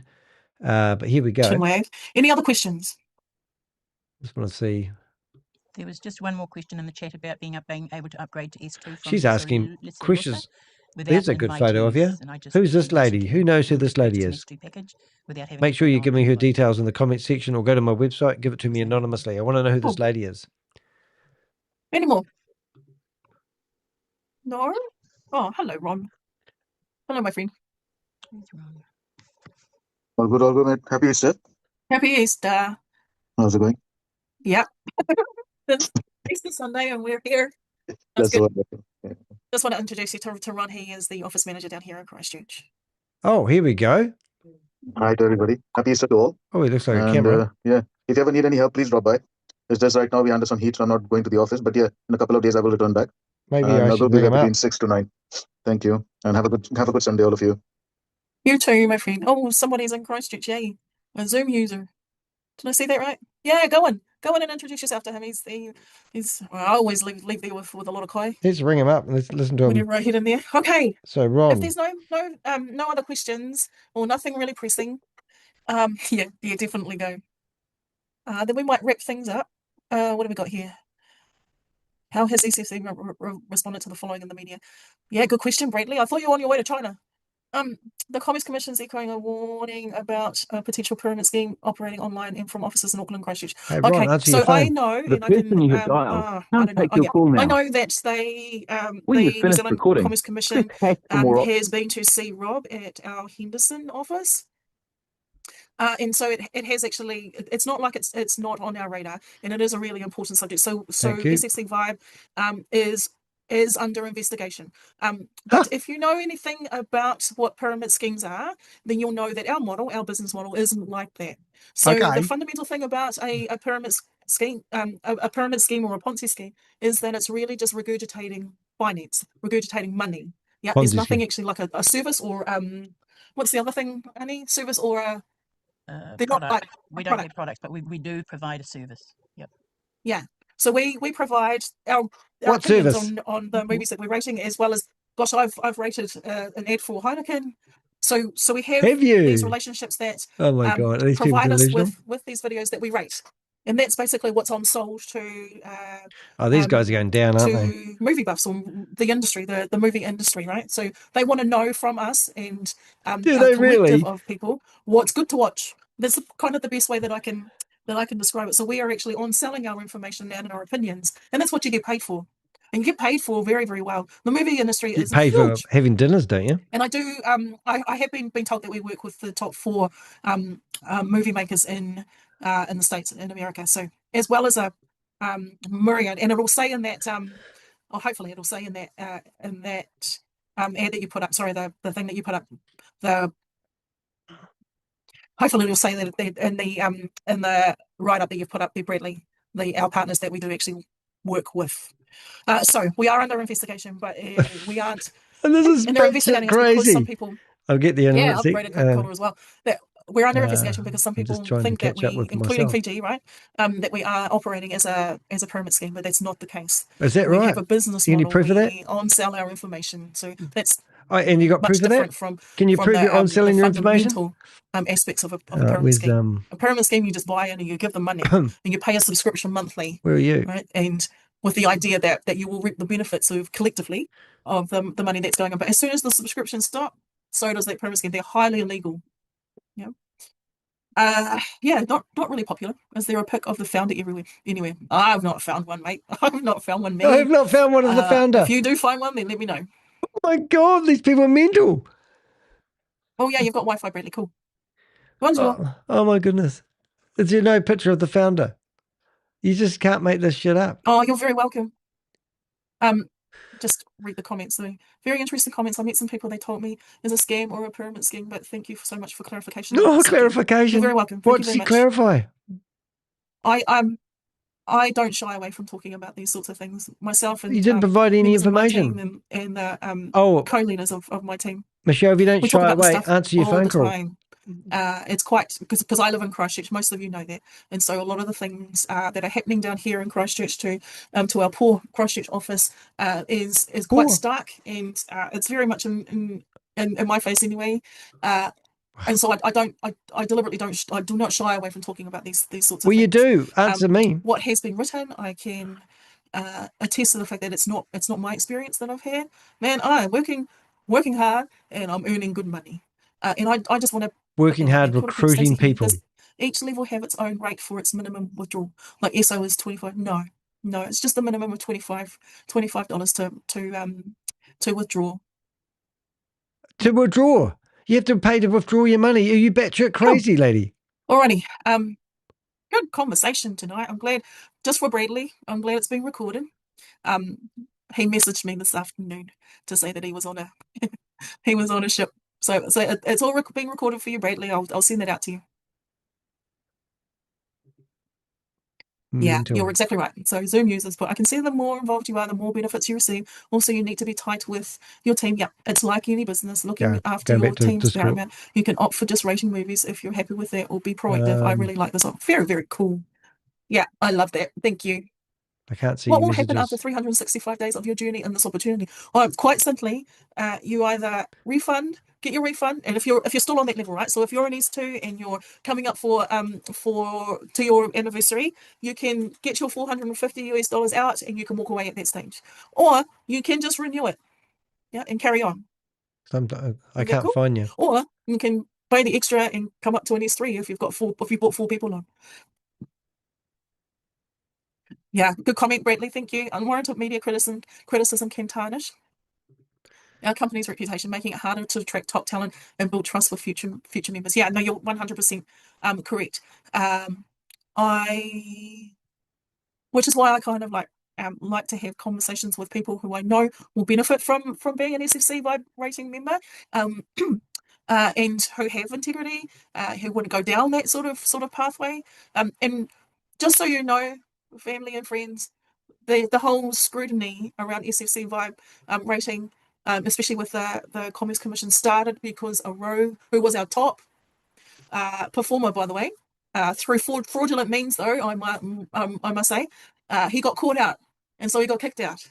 And then, of course, you're going to feel a little bit stink about, being kicked out of a platform that will make you money. And that's what happened. Oh. And then next minute, we're all over Canterbury.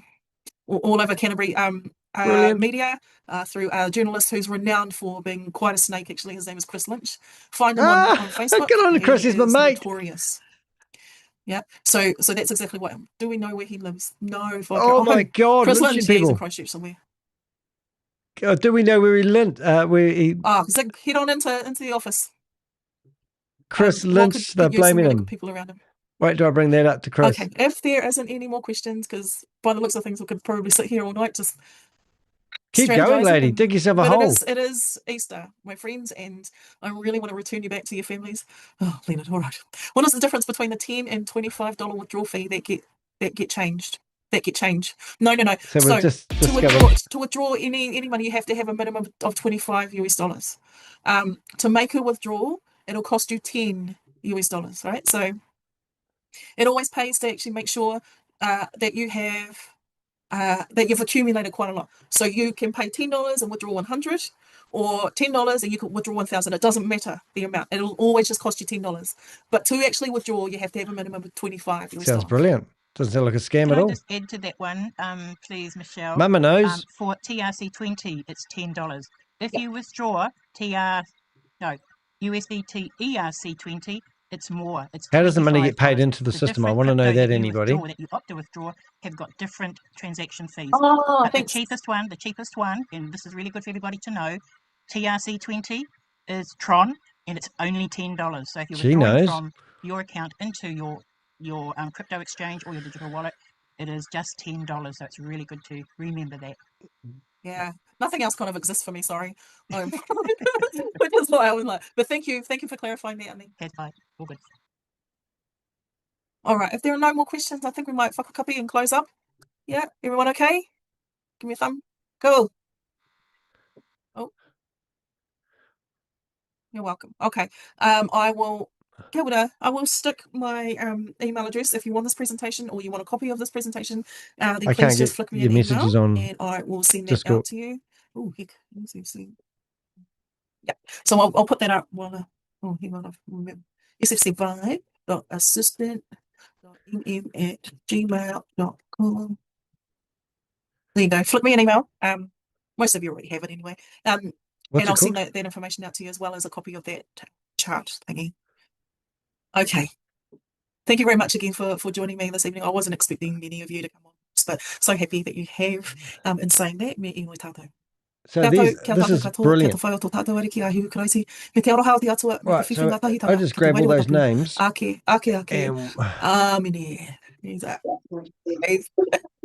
Oh, thank you very much. Right, now I'm going to show you what we do with that. So while she's there, everybody. Yeah, see you later, lady. So this is this lady's profile and document, and I'm going to go chat, right? Chat. Now, she's just had a chat with everybody. I can't spell chat, but I can. That's right. Go away now.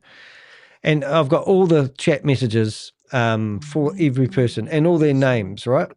So I can go through that later on. And this is why it's so ridiculous. I'm going to have to chuck that into it. I'm going to have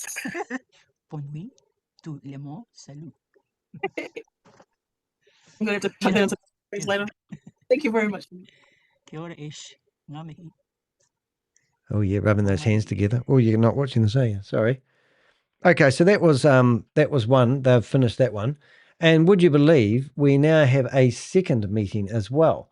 So once again, I can go chat messages and we can come through here and we can get all the chats of all the messages that have gone. I will now put that into another meeting and I'll keep that, right? This is like dumb shit.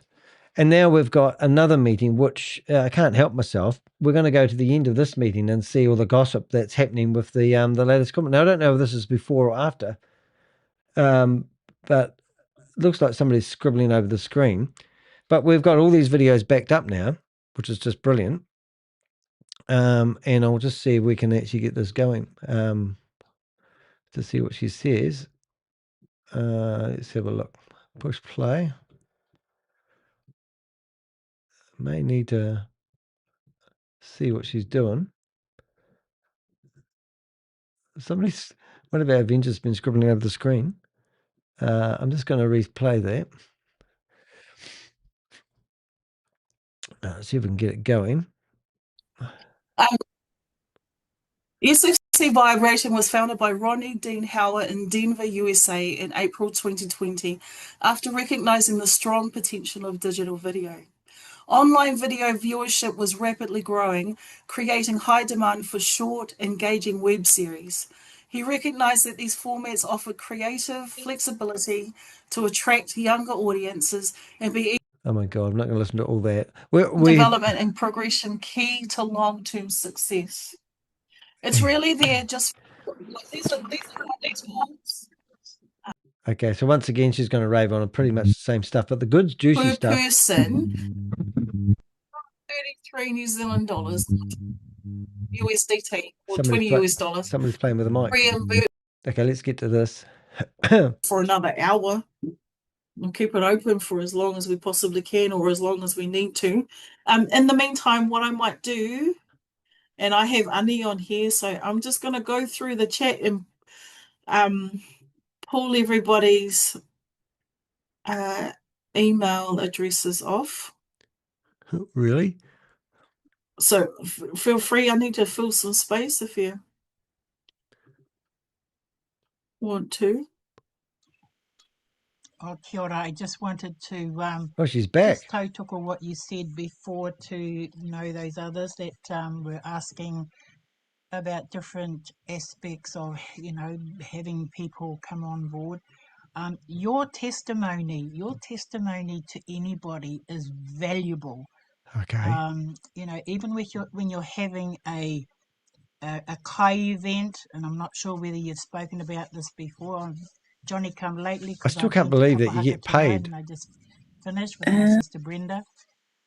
When you're having a kai event and you've got your group of people that you want to have at that particular event, it is really good to have other members who've been part and parcel of this, so that they can come along to your event as well, and they testify, they give their testimony and experience of what they've experienced. Oh my God, the inner circles. And that is so valuable. That really, gives that support to the person who has organised the kai event, and then it helps the newbies really get confidence also in trust. Oh my God, how to manipulate, recruit. So that you know, they'll be more confident about joining SFC. So having that extra information coming from members who were already who had been part and parcel of SFC for some time. Brenz and I did it at her event. All right. What other? If you're learning and earning, then yay, then you're kind of ticked off that first space of trusting the platform. Is there a problem? Is there a problem if you can start us straight on S2 instead of starting from? No, not at all. There's no problem whatsoever. You're earning $15 a day, mate. So you're away laughing. That doesn't mean to say that you couldn't learn some extra tricks, right? Some extra tools. Some of these images I'm looking at, help you maximize I have to share them with them. Does that look $15 superimposed on the wall? that you're getting? What's the criteria for S3? New one can go. No. Within the presentation, we talked about the points tables and the career progression, and mostly in the career progression. If you've asked me to receive the presentation, then go straight to there. So at the moment, and it only happened, I think, about a month ago, SFCVIBE released 100 slots of 100 S3 slots. I think from memory, there's about 89 left. That's it. So to get to S3, what you do actually need to do is recruit 10 A levels. Once you've got 10 A levels in your back pocket, then you can apply to take on an S3. Yeah. And it's pretty much smooth running from there. As soon as you're signed up 10, then you contribute your 1,200 USDs to access S3, and then you're away laughing. Way laughing. There's just one partai cousin up above there. She said, can it be any S package? And it is, yes. It doesn't have to be S2 or S1. This lady knows. S package, SOs. She must have come straight from the human trafficking whatever. compound. So it can be any S package, 10 of those, to qualify. Okay, so let's see what the final words were. That's vicinity of Fire Carol. It's always nice to have to know each other. I know when we ran our Christchurch offline event, there was about 50 of us. I'd seen the names of certain people come up on the tech,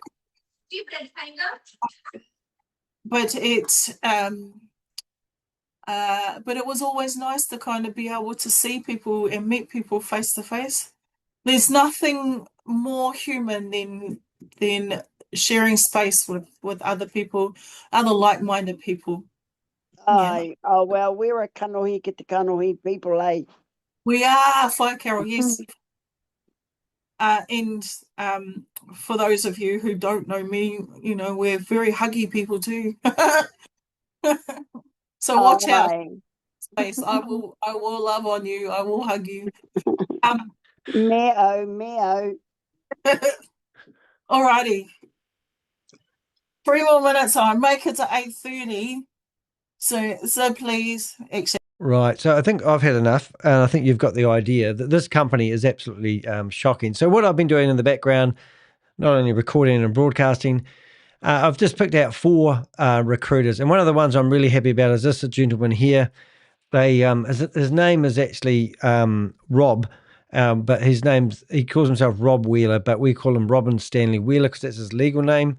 You can see that we've actually got we found the whole website and all their videos, and basically if you go to channel.sfc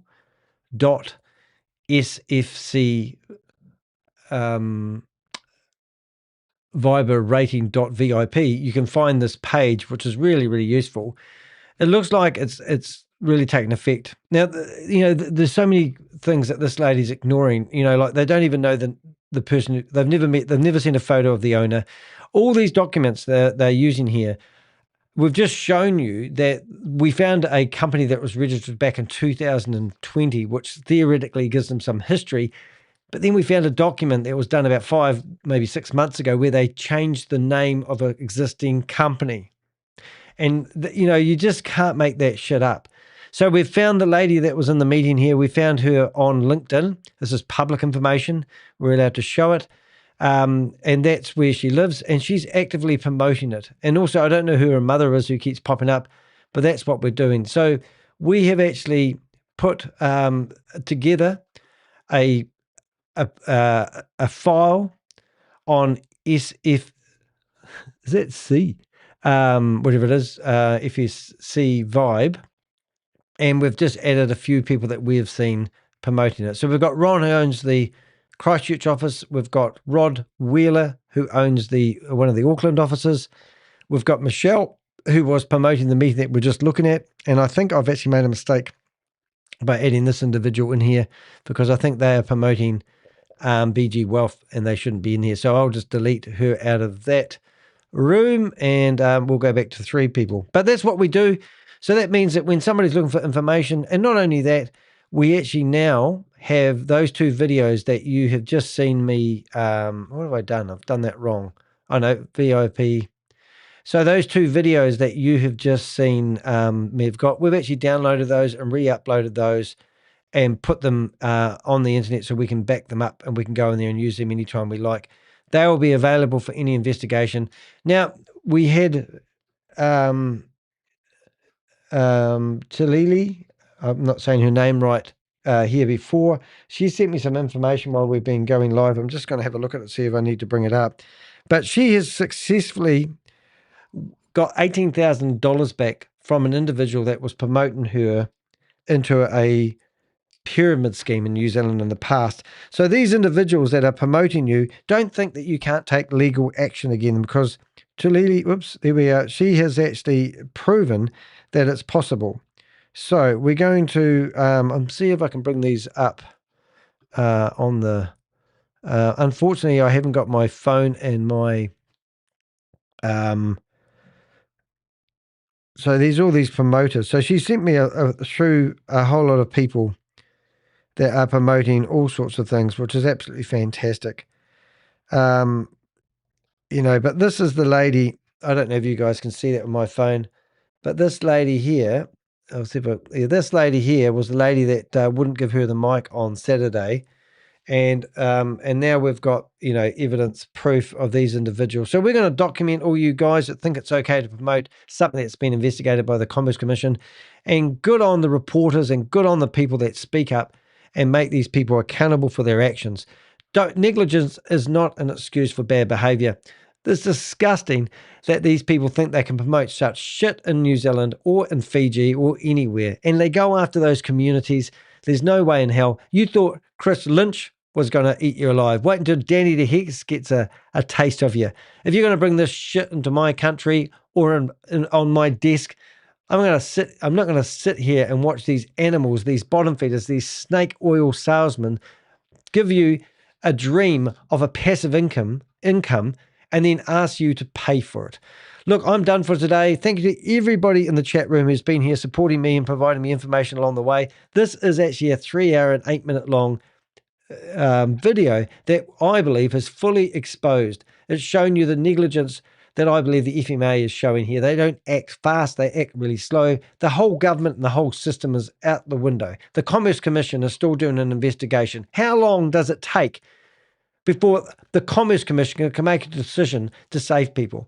Is it really resulted that, has it come back to the fact that I need to stick my neck out and I need to go to these events and put my hand up, myself in danger, to stop people promoting this rubbish in New Zealand?